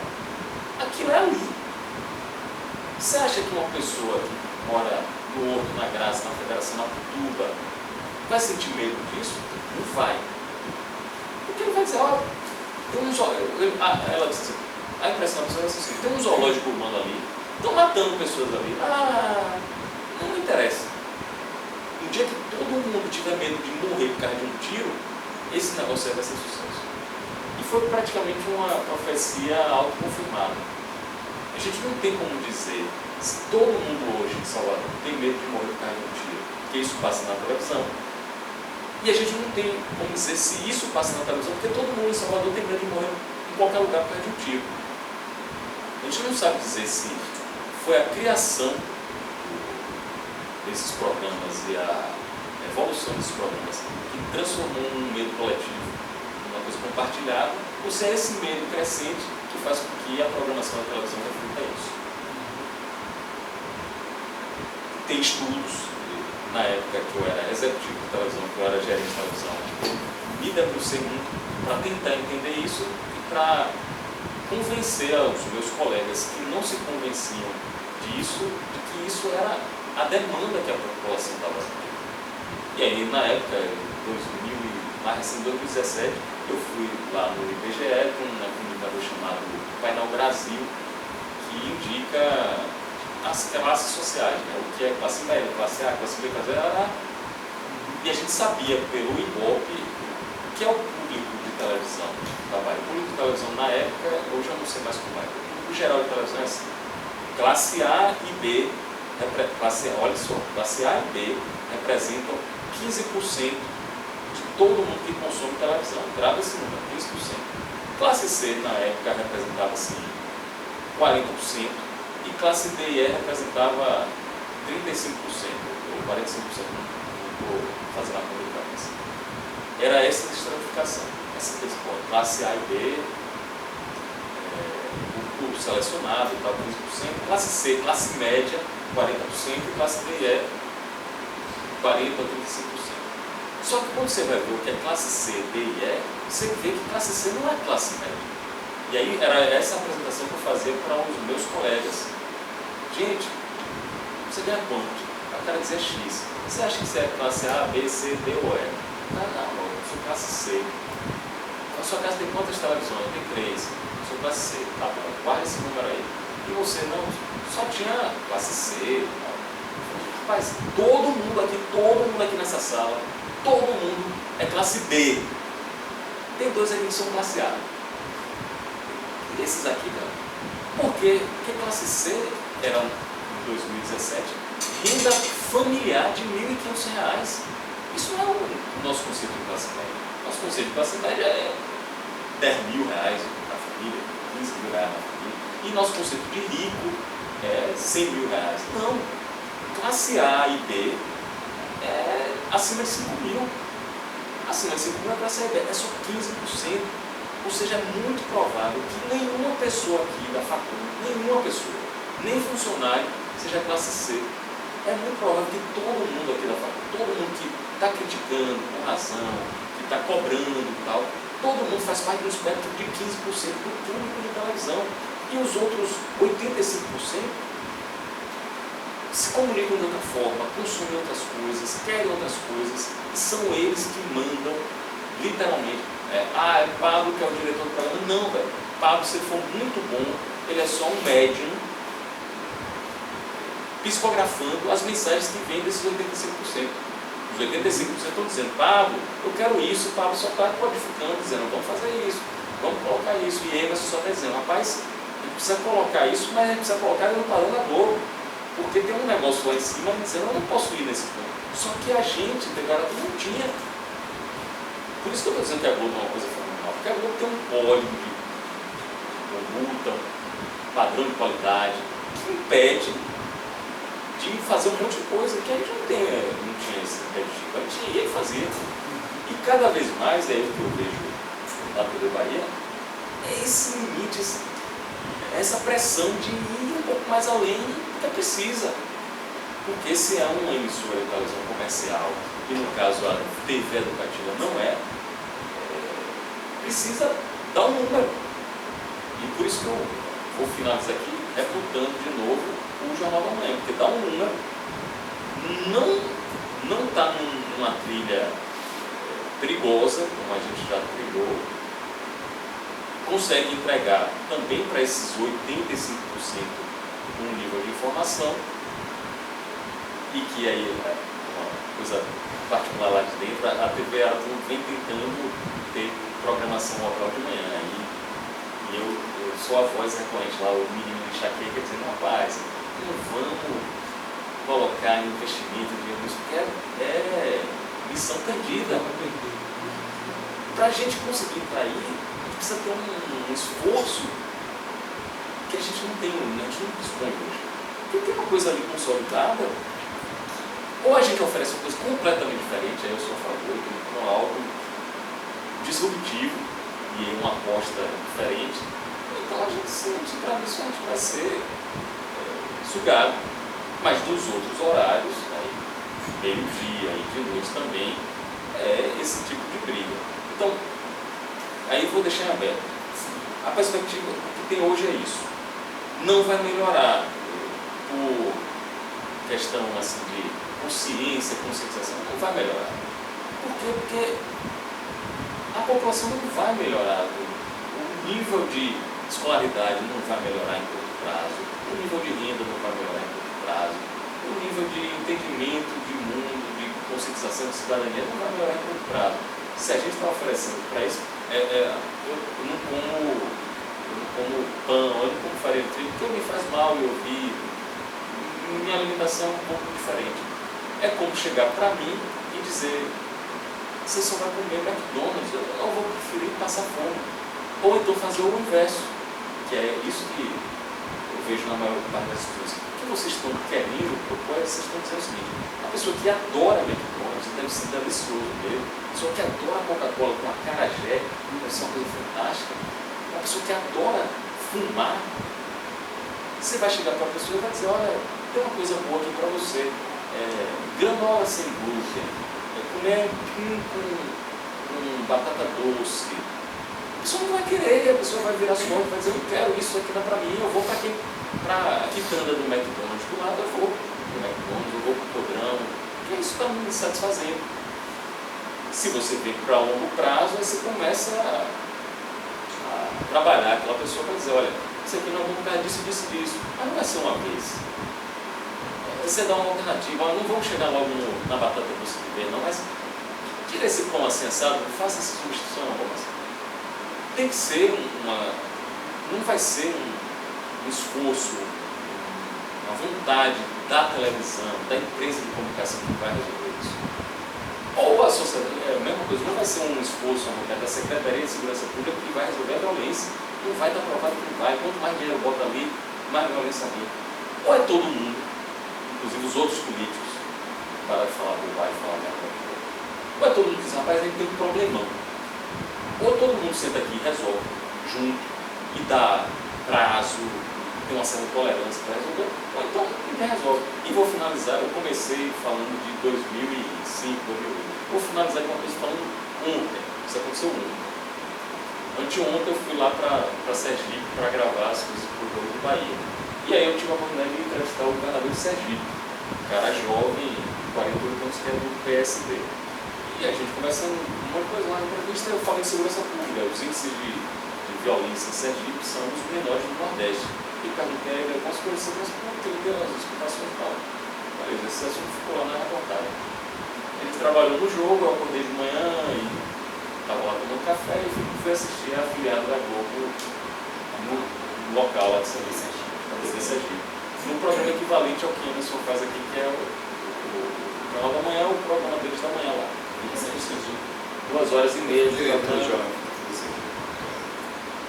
Você falou. 2 horas e meia do programa. Eu tirei as fotos. Não teve um crime. Não teve um crime na televisão. Eu não sei se não teve crime na cidade de Aracaju. Pode até ter tido. Mas não teve uma história assim. Roubaram uma caneta de monjaro na drogazia. Aqui toda hora tem, pô. Aqui é o menor dos males, roubar uma caneta. Não teve uma pessoa que foi atropelada. Não teve na televisão. Não sei se teve na vida real e eles não reproduziram, não sei se realmente não teve, ele não tem prática. Tinha seminário, tinha ação de saúde, tinha entrevista sobre educação, tinha muita coisa. E qual foi a minha impressão como visitante de Sergipe? Eu tenho uma família que mora em Sergipe há mais de 30 anos, mas a minha impressão foi: eu assisti aquilo, eu fiquei dizendo, cadê? Uma hora vai aparecer. Uma hora vai ter uma lapada de 1 minuto e meio dizendo, aconteceu esse acidente, e nada, e não vinha, eu vou ficar nesse programa até o final para ver, não veio. Eu voltei de Sergipe com a sensação, eu quero morar aqui, aqui eu vou andar na rua, aqui eu vou andar no celular, aqui eu vou andar, aqui eu vou na hora, aqui eu não vou ficar em pânico, eu estou afim de morar aqui agora, algum dia eu vou morar em Sergipe. Como deve ser a impressão de um monte de gente que vai para Sergipe, e a impressão oposta de um monte de gente que vem para aqui. Se eu trouxer uma pessoa para aqui fora, a pessoa vai dizer, você trabalha na televisão, eu vou dizer, eu trabalho no jornal, sou apresentador, deixa eu ver, não, pô, bora sair. Vá lá, não, olha, 7h15 é o jornal, você começa a ver, vá no barzinho, eu te encontro lá. Eu não vou dizer para o cara, porque do ponto de vista econômico e financeiro da cidade é péssimo. E a solução, aí a minha impressão, a minha hipótese, para encerrar, a solução para mim, se a gente identificar que isso aqui é um problema, a solução é botar nessa conta. É botar na conta, olha, a gente está perdendo dinheiro por causa disso. Não é por causa da televisão, está perdendo dinheiro por causa da violência, e a gente está perdendo dinheiro porque a televisão precisa ganhar dinheiro e o recurso que ela tem é mostrar isso que está acontecendo, que é a violência. Então, ou todo mundo se une para a sociedade, para os empresários, para o governo, não perder dinheiro com isso, ou então isso aqui não vai se resolver por um passe de mágica, por uma varinha. Mas muito obrigado, Pablo. Você trouxe ótimas contribuições. Mas a vida vai ter um tempo para acabar. Tem um tempo para acabar e eu quero só acordar com vocês. A gente pode ir até 12h20 por aí, porque está marcado para até meio-dia. Mas pode ser para que a gente também dê a possibilidade de as pessoas perguntarem, ok? Pablo, ok, muito obrigado aí. Agora só uma questão, Pablo. Você é o atual editor-chefe do Aratu Notícias. Isso. Lá nos créditos está Diego Barros. É porque é uma inteligência artificial. É uma coisa que a gente faz. Entendi, ok. E foi porque eu não quero, eu quero ficar escondido. Tudo bem. Foi bem importante você fazer essa diferenciação entre o que é um telejornal e o que é um programa de TV. Muito importante, porque quando as pessoas viram esta mesa, muita gente entrou em contato comigo no box, assim, pergunta do Alô Juca. E aí eu falava, gente, o Alô Juca tem um programa em que as pessoas mostram o fato, mas estar na televisão mostrando o fato não necessariamente é telejornalismo. Sim, né? Porque claro. o telejornalismo tem outra gramática, tem uma outra forma de produção, e a gente está discutindo aqui o telejornalismo justamente os programas aí que você elencou. E o Alô Juca é um excelente assunto. Eu até queria trazer o editor do Alô Juca, que é um rapaz que tem trabalhado muito, eles trabalham muito. Eu não sou diretamente envolvido, mas uma coisa que eu posso dizer, como um profissional que já fez programa semelhante, abstrai tudo em volta e foque naquele produto. Quando você abstrai tudo e foca naquele produto é bem feito. Eu acho que para a proposta que eu tinha na época, o que a gente entregou era um produto bem feito, assim, um produto que tinha a sua demanda e entregava aquela demanda. E esse produto aí, a forma repaginada daquelas coisas do passado, a forma tem uma convergência com redes sociais muito grande, é uma diferença enorme, é um produto bem feito. Aí, mas para isso tem que se livrar de alguns dogmas para poder enxergar isso. Enfim, não vamos entrar neste método. Agora a gente vai ouvir Emerson Nunes, Emerson que já já recebeu aí elogios de Pablo, né? Pablo Reis falando sobre o produto que você é editor-chefe, que é o Jornal da Manhã. Então, eu espero que você faça sua explanação, ok? Pode ficar à vontade, eu vou regular o tempo aqui, porque Pablo, enfim, eu fiquei tão envolvido também. Eu fiquei à vontade. Você quer que eu bote sua apresentação? Não, eu posso ver.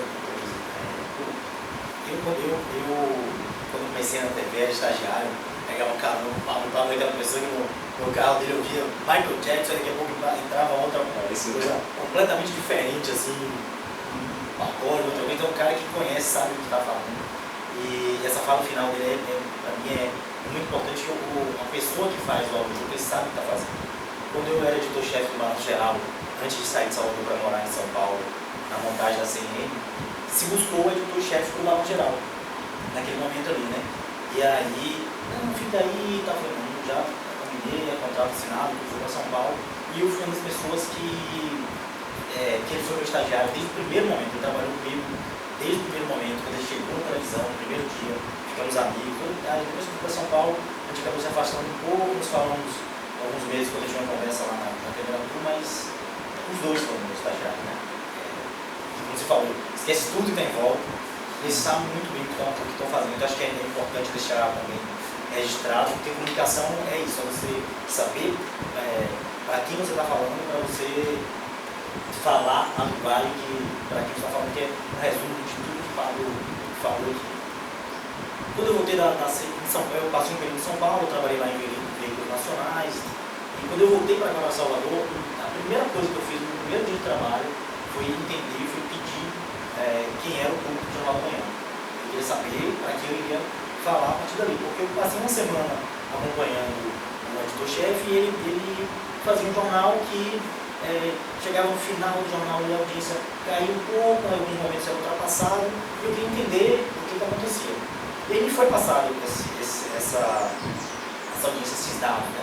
A TV Bahia tem uma coisa que eu acho muito interessante, que, por exemplo, eu não tive acesso quando eu estava na CNN, na Band News, lá, que é essa coisa que você sabe, se eu quiser hoje, por exemplo, eu fiz uma pesquisa recente agora com a chegada de Jéssica de novo, o Bahia no Ar, que é o concorrente direto, né?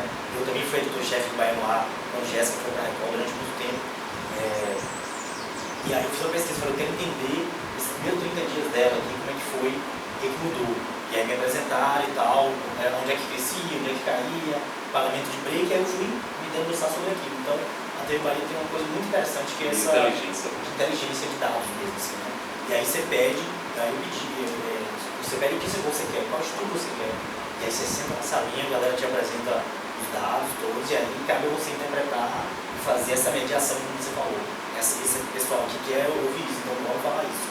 E aí eu identifiquei no público do Jornal da Manhã algumas coisas que não eram feitas até então. O Jornal da Manhã sempre foi um case de sucesso, assim, um jornal com uma audiência muito grande, mas ele tem uma audiência muito diversa. Ele tem um público AB bem grande, ele tem um público DE também bem grande, e ele no meio com crianças, por causa do quadro Partiu Escola, você tem outras coisas, né? E a partir dali eu fui fazer um trabalho tentando adaptar aquilo ali. Então, por exemplo, o Jornal da Manhã, se você perceber o jornal, que ele não começa com violência, o pau quebrando, porque identifica-se que naquele primeiro horário ali existe um grupo de crianças e pais que, quando você começa com violência, eles desligam na televisão por causa dos filhos. E os filhos, eles normalmente estão escutando a televisão, arrumando os filhos para ir para a escola, para levar para a escola, e naquele momento ali tem um quadro do Partiu Escola, aí você tem um esporte que você coloca ali. Então, quando eu mudo o esporte de horário, por exemplo, a galera manda mensagem no mesmo dia, e assim, eu termino o jornal acaba às 8h30, a gente faz a reunião com o jornal, e depois tomo um café, e quando eu volto já tenho a prévia, né, que o consolidado a gente só tem coisas, a prévia de minuto a minuto ali, e as mensagens todas que chegaram, tanto no WhatsApp quanto a mensagem que chegaram para a TV. Então eu consigo ter uma resposta real ali do que era a audiência viu. Então eu sei que o cara reclamou que o apresentador falou de determinada coisa, determinado assunto, se tiver que fazer uma correção, a gente faz no dia seguinte. Então isso é muito interessante na TV Bahia para eu trabalhar no Jornal da Manhã. E aí, o que o Pablo falou desde o começo, tem uma coisa que move muito a televisão, que é a audiência. Mas também tem aí na minha concepção de que vem pesquisando a TV aberta, eu também penso em outra coisa também que é relevância. Que aí também volta para o que você falou. um problema de segurança pública. Porque o meio-dia, por exemplo, o meio-dia é tema da minha pesquisa de mestrado aqui na Facom. Eu estudei o balanço geral, igual eu fui editor-chefe do Tempão, e que Jamos estava à frente na época, e o Bahia Meio-Dia, né? Não chamo nenhum dos dois de telejornal na minha pesquisa, chamo de programas noticiosos, porque eles têm características de telejornal, mas também têm características de programa, que foi o que o Pablo falou no começo da fala dele. Então, assim, eu acho que tem a questão da audiência, todo mundo tem que pensar, mas também tem a relevância. E aí, no Jornal da Manhã, eu tento fazer algumas coisas de relevância. E aí, o que é? São pequenos ajustes que eu acho que pode pensar um pouco nessa questão de contribuição, já que a gente não vai sair tão cedo do que a gente faz hoje, mas a gente pode tentar mexer um pouco no cardápio, no sentido de, se eu entrar na cobertura de um bairro que está falando sobre violência, operação da polícia, a ausência do transporte público naquele lugar, eu não vou entrar. Eu estava numa mesa, numa aula do senhor aqui com o Diego Barros, depois ele até, Diego Salviano, depois ele até falou e ele mudou um pouco a cobertura dele. Eu não vou entrar na cobertura do medo, do pânico, do terror, tensão, e não sei, eu não vou entrar nessa cobertura. Eu vou entrar na cobertura de como a sociedade está sendo prejudicada naquilo ali. Então, se eu tenho tantas escolas, porque uma coisa que eu percebi logo que eu cheguei, que eu voltei para cá, né, que aí você sai um pouco da ilha, e quando você volta, você começa a analisar, caramba, que doideira isso aqui. Porque quando você está fazendo ali, você vai no fluxo e tal, mas aí eu percebi que muitas escolas municipais eram fechadas por causa de violência, as escolas estaduais não eram fechadas por causa de violência. Às vezes a escola municipal, o tiroteio era longe do lugar. E aí eu comecei a questionar, falar assim, ó, essa escola aqui, ela está a 5 km do local do tiroteio, mas essa escola aqui, a 1 km ela continua tendo aula. E aí você começa a questionar, você começa a incomodar a Secretaria Municipal de Saúde, de Educação, e dizer, por que você fechou a escola se você não está nem perto do lugar? Porque o fechamento de escola também é uma mensagem, né? É uma mensagem política do processo, né? Tem a questão da insegurança, tudo, mas assim, era véspera de eleição para a Prefeitura de Salvador. Então você começa a fechar para poder dizer que o governo do Estado prejudica, que a violência prejudica. Então, assim, eu acho que a segurança, ela é utilizada também como massa de manobra da população, e a gente precisa estar atento a isso o tempo inteiro.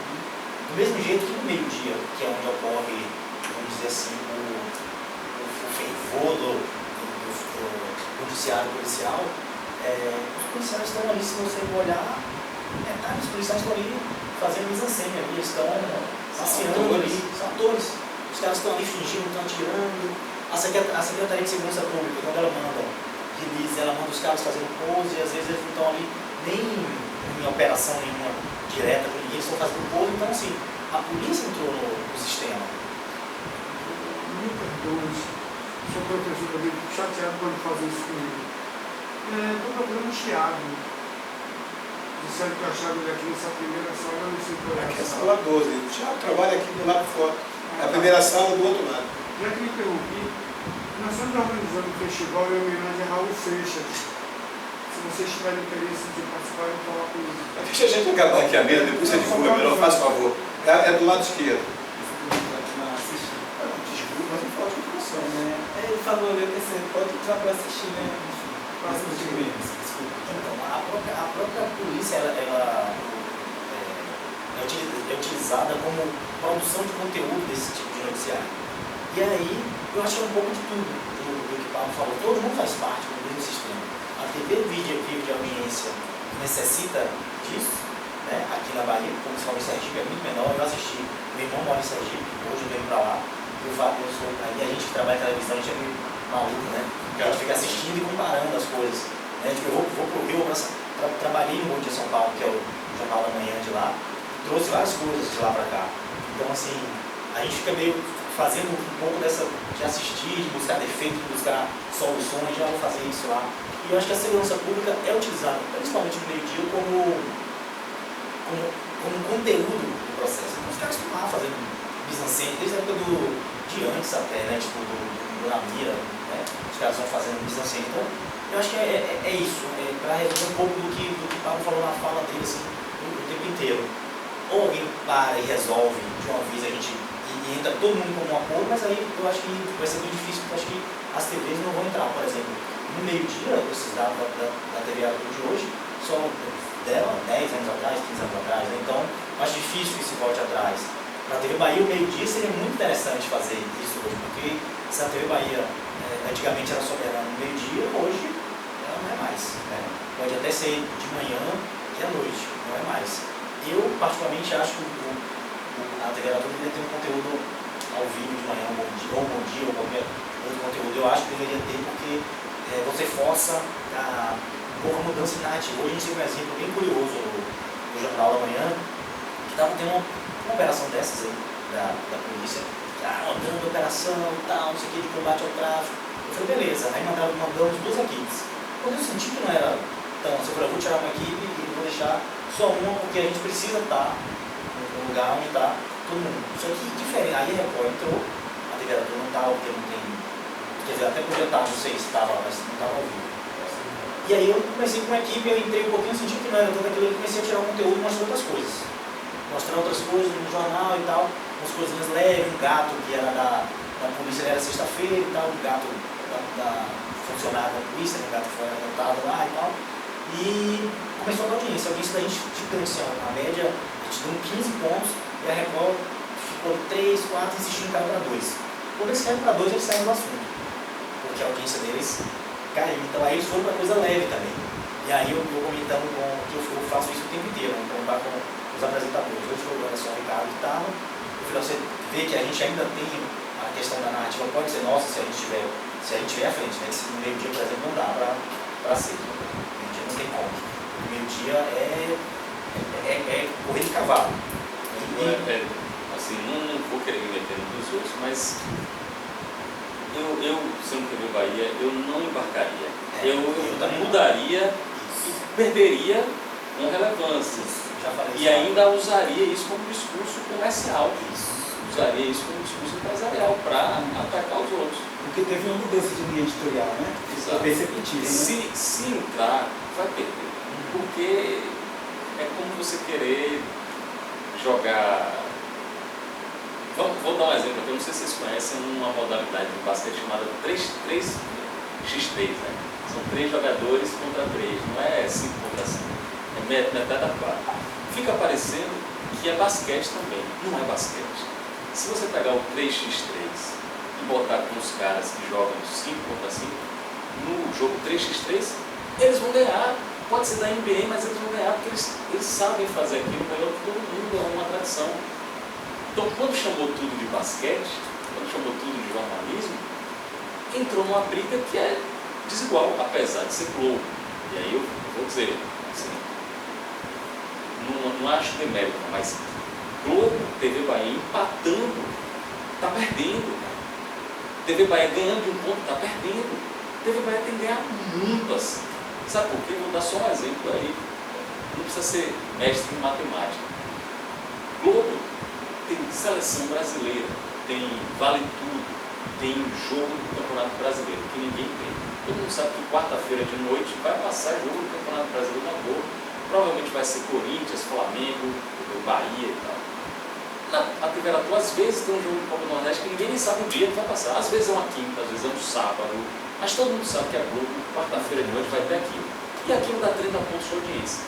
Quando ele mete Ricardo e Camila, está falando para 30 pontos de audiência. Se 10% assistir o programa, já são 3 pontos. Já é mais audiência do que o meu programa todo. Só a chamada deles já representa mais audiência do que tudo que a gente vai fazer. Então, é diferente, é desigual. E vou aproveitar esse negócio que você falou, isso de relevância, que aí a nossa tentativa no Aratu Notícias, não é mudar a lógica do jogo que a gente não vai mudar, não é ganhar de audiência que a gente não vai ganhar. É tentar colocar conteúdo relevante ainda na grade da Aratu e tentar fazer com que isso se multiplique pela rede social. Para as pessoas dizerem, pô, legal, eu estou fazendo uma matéria, uma série de reportagens sobre prédios abandonados, diferente. Exato. E a audiência não vai.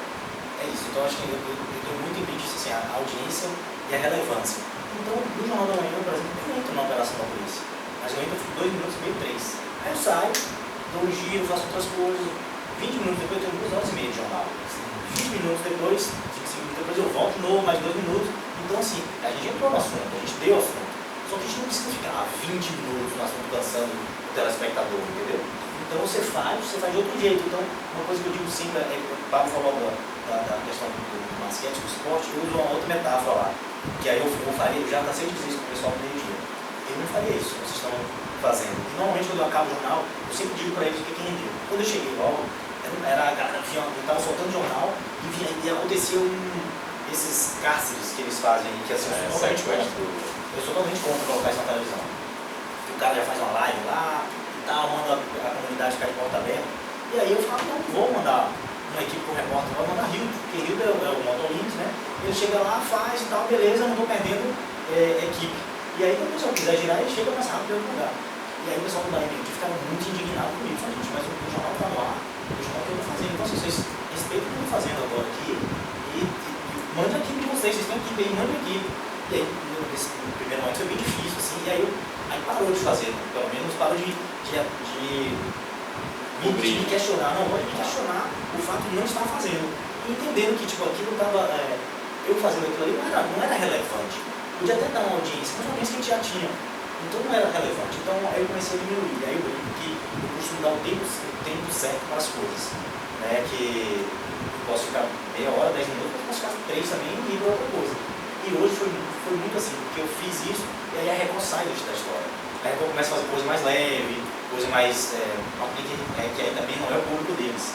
Que aí eles têm que entender para quem eles estão falando e fazer. Eles construíram uma história, uma imagem que foi isso. Assim como a TV vai construir uma história, a imagem não foi essa. Não foi essa. Que aí, por exemplo, se você pegar no meio-dia lá, o Chico está falando um pouco dele. Eles estão falando muito bem. E assim, você pega pelas tardes, pelas histórias, que não fica indo na mesma história de todo mundo. Tá?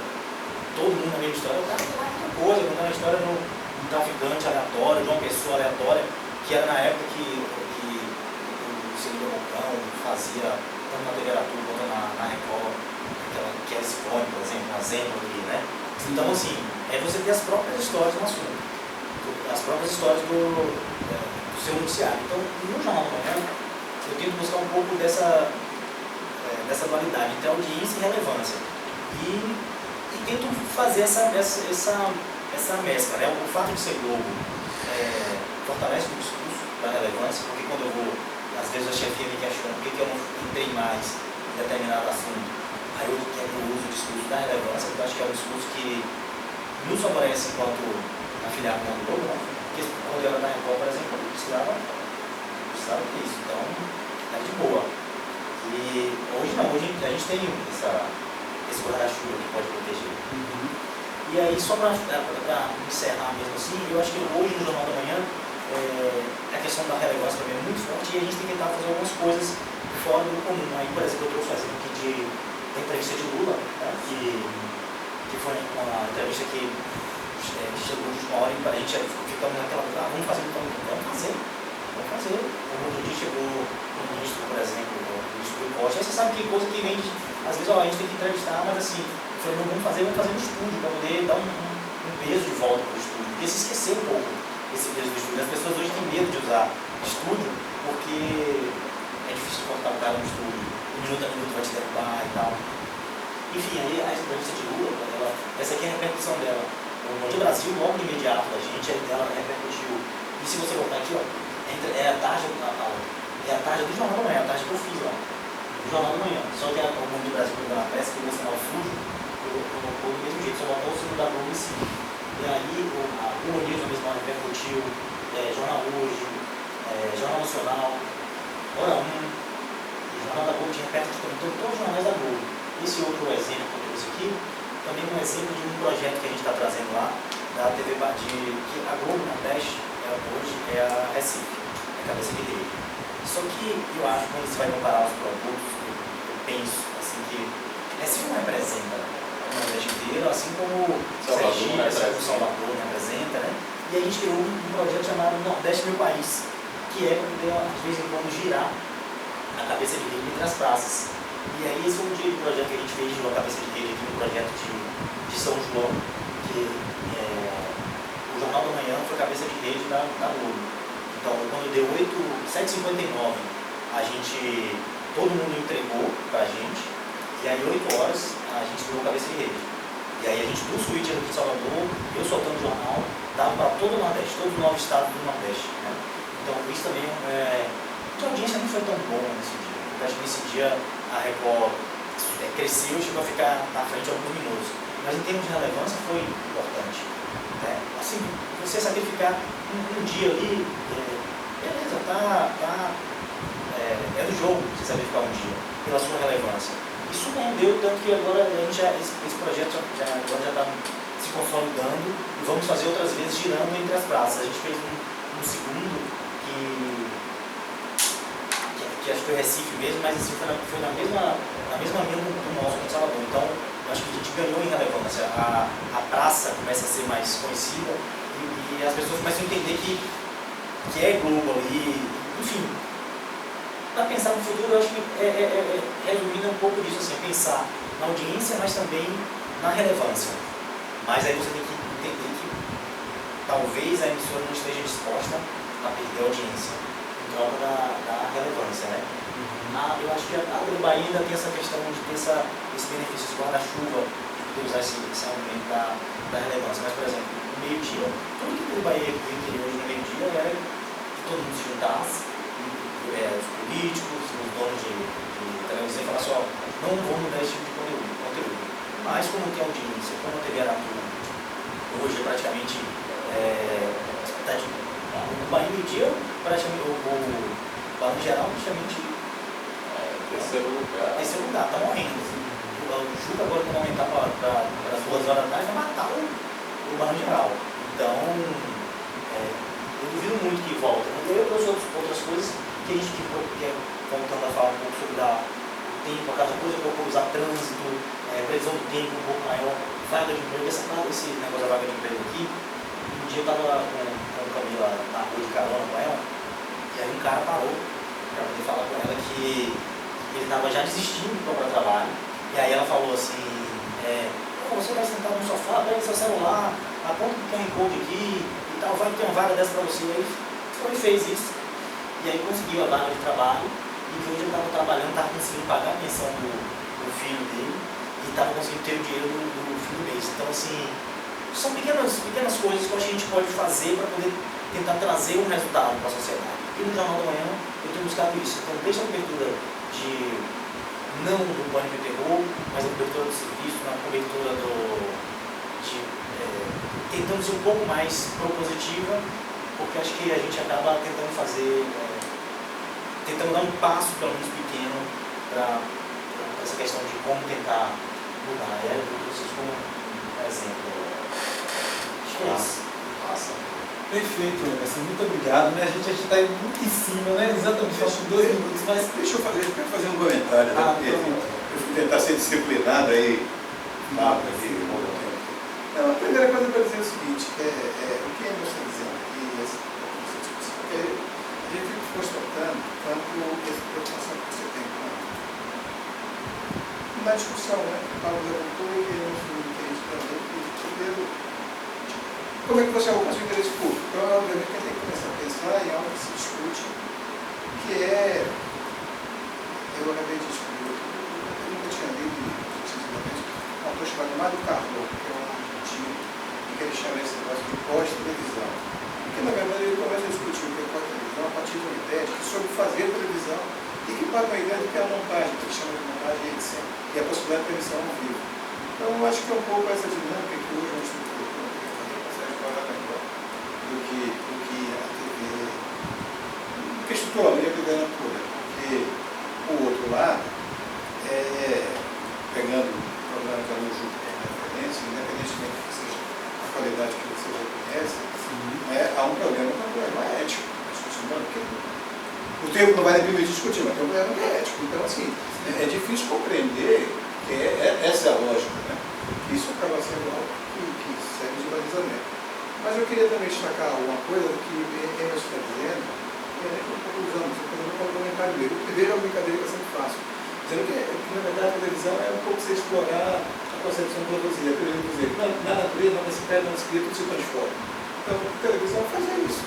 Se a gente for voltar no tempo, eu falei um pouquinho do Campeão da Bahia, mas esse ambiente de televisão, lá atrás o homem só vai lembrar. Então não é.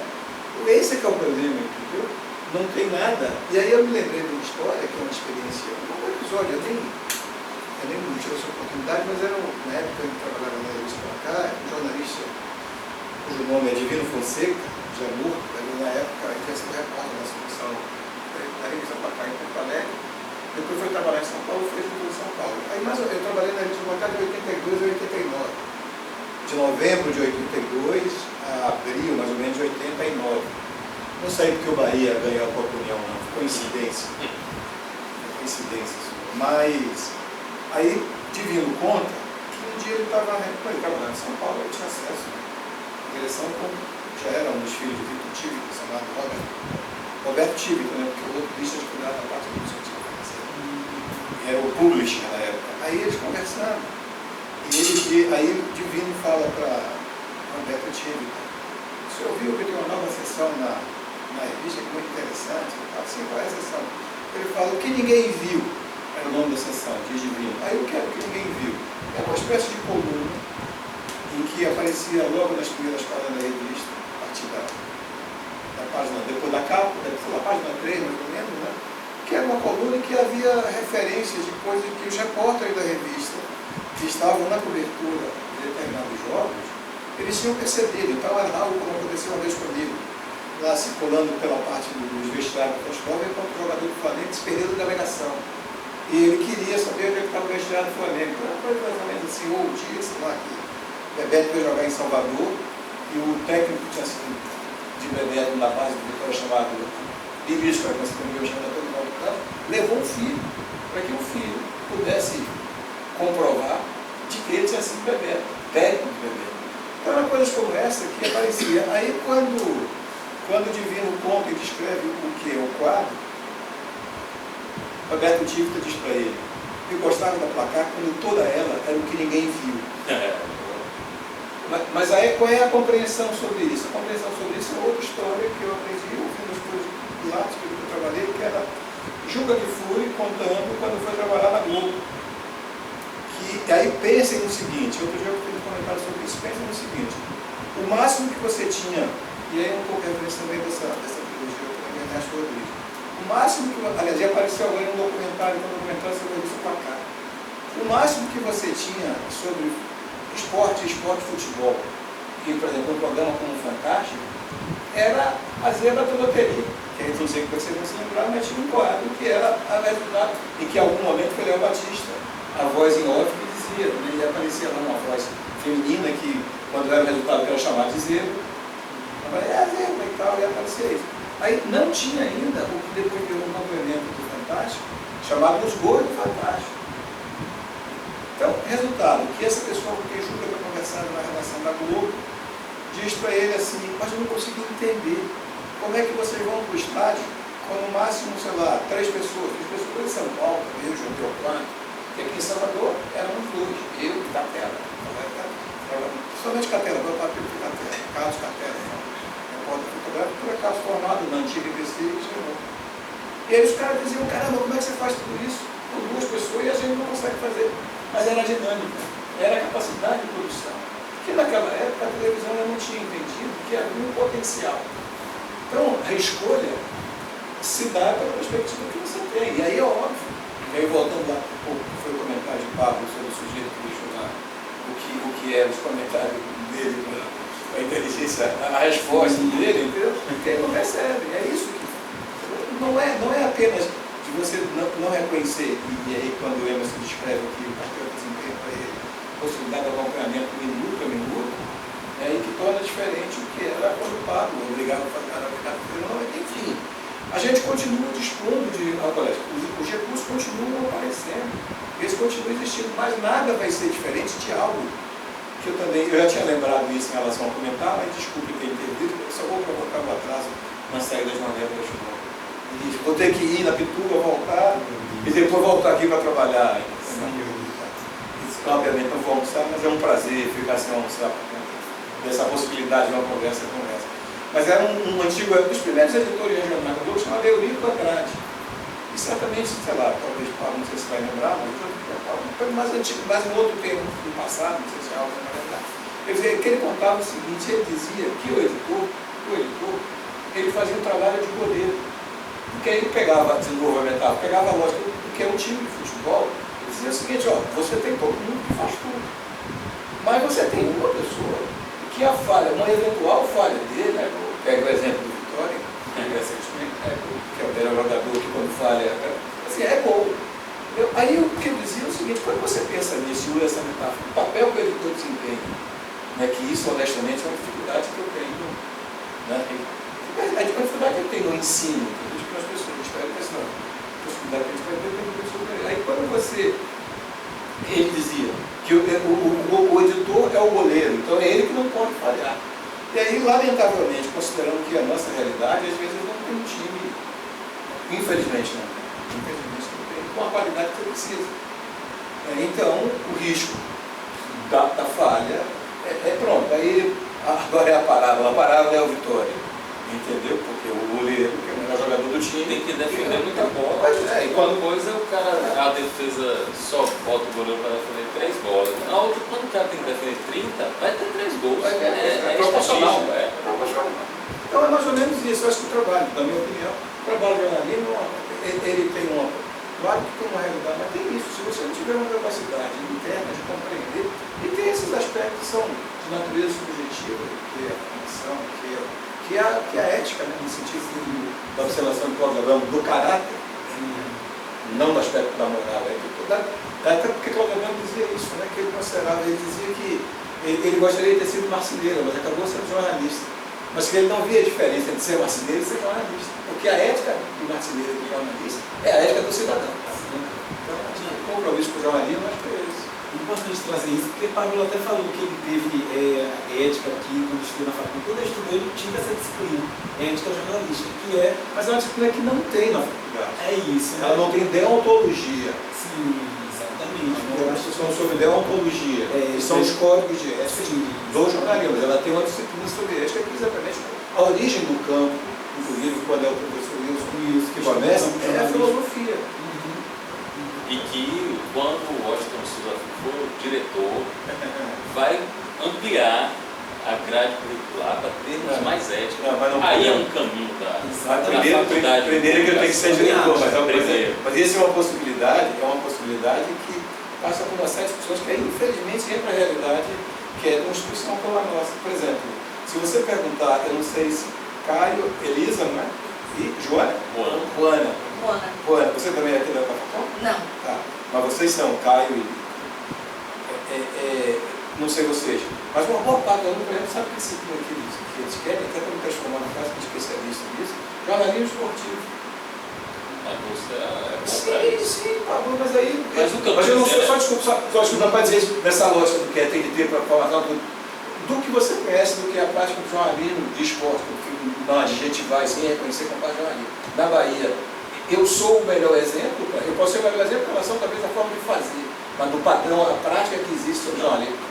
Não, inclusive você é a antítese do que é agora na Bahia.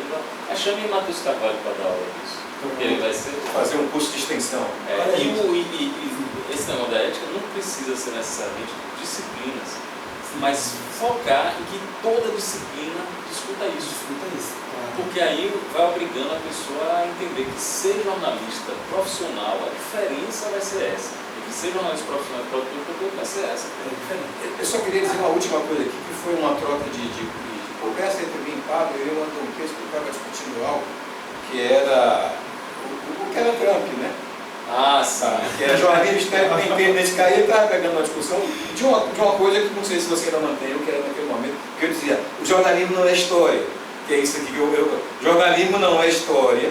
Perceba que muita gente dele como. O jornalismo não é história, mas o tempo você influencia. Mesmo sendo, quer dizer, sei lá, vamos dizer assim, a gente narrando sobre os fatos. Mas o que eu queria observar aqui é que do que eu estava dizendo para o Pablo, que é mais ou menos acho que uma visão que diz que é o jornalismo, né? Eu dizendo que assim, que na verdade o jornalismo tem uma prática que pode não ser a melhor, mas que historicamente sempre foi isso. Está baseado em repercutir o que é dito, a declaração, que é algo que uma autora espanhola chamada Helena Bandrés, que discutindo o que é o jornalismo audiovisual, ela diz assim, O jornalismo hoje, ele trabalha com metodologia do século XIX, com recursos tecnológicos do século XXI. Aí eu dizia para Pablo, né, que é diferente de repetir o que eu vi a declaração.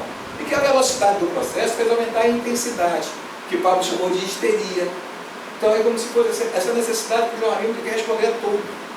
E que às vezes você não consegue reconhecer a pertinência sobre o objeto.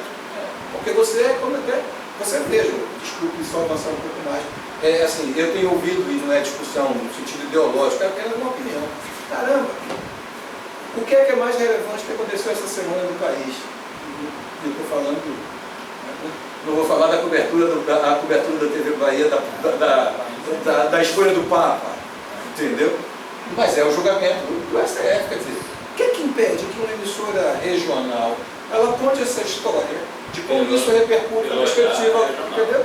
Mas tá bom, mas aí eu queria falar nem sobre isso, mas para dizer o seguinte, aí você fica ouvindo isso, são jornalistas importantes, que certamente estariam entre os mais influentes do país, dizendo assim, não, porque esse processo paralelo que está percorrendo no Congresso Nacional de querer votar a anistia com o Bolsonaro, né, não é anistia, assim, é uma desmoralização para o Congresso, ou desculpe, é uma desmoralização para o Judiciário. Aí não está havendo uma inversão de valores nisso, não. Quer dizer, olha o tamanho da submissão que o Congresso Nacional de um país como o Brasil, que tem como nome de soberania. Então, falta formação até nos ícones para chegar no centro. Nessa perspectiva ética, né? E ética nesse sentido da filosofia, de uma lógica, entendeu? Do pensamento, não apenas da deontologia. Não é que eu acho que não. Talvez não tenha. Não é que seja relevante, entendeu? Mas é um pouco disso, e acho que é um pouco disso que está se refletindo do que Pablo e Emerson que escreveram, evidentemente. Como eu disse, eu estou como provocador, não estou encerrando, eu apenas só fazendo um comentário. Ele está encerrando. Para tudo que eu vi. Rapidamente, é um compromisso. Porque este momento aqui é muito raro com vocês, a gente ainda não sabe que outra oportunidade Pode provocar mais. Eu só quero abrir para ver se as pessoas querem Fica à vontade. Vamos lá, porque vocês... Né, Não, fica à vontade, pergunta, desculpe. Eu só vou desmandar a Querem mensagem. fazer alguma pergunta? Queria saber de Emerson, você falou que houve uma mudança de editorial na TV Bahia, né? Quais iniciativas marcam isso? Então, na verdade quem falou foi o Raulino, mas eu concordo. Bahia Meio-Dia, né? Porque assim, eu estudei o Bahia Meio-Dia na minha dissertação de mestrado. E assim, é muito claro quando o Bahia Meio-Dia decide optar por contratar a Jéssica na Record, porque existe uma ética não dita ali de que não se traz ninguém da concorrência diretamente. Por exemplo, você podia contratar jornalista da TV Aratu aqui, mas nunca da Record, que era o principal concorrente. No momento que você contrata um apresentador da sua principal concorrente para poder colocar no meio-dia ali, você já tem uma quebra. E no momento que você tem essa... Não sei se você já viu no YouTube o dia que Jéssica chega na TV Bahia, se não me engano, é 7 de maio de 2018, não tenho certeza. Ela chega, ela dá um discurso dizendo que a partir de agora a população vai ter vez, vai ter voz, estou aqui para ouvir e trazer a voz da população.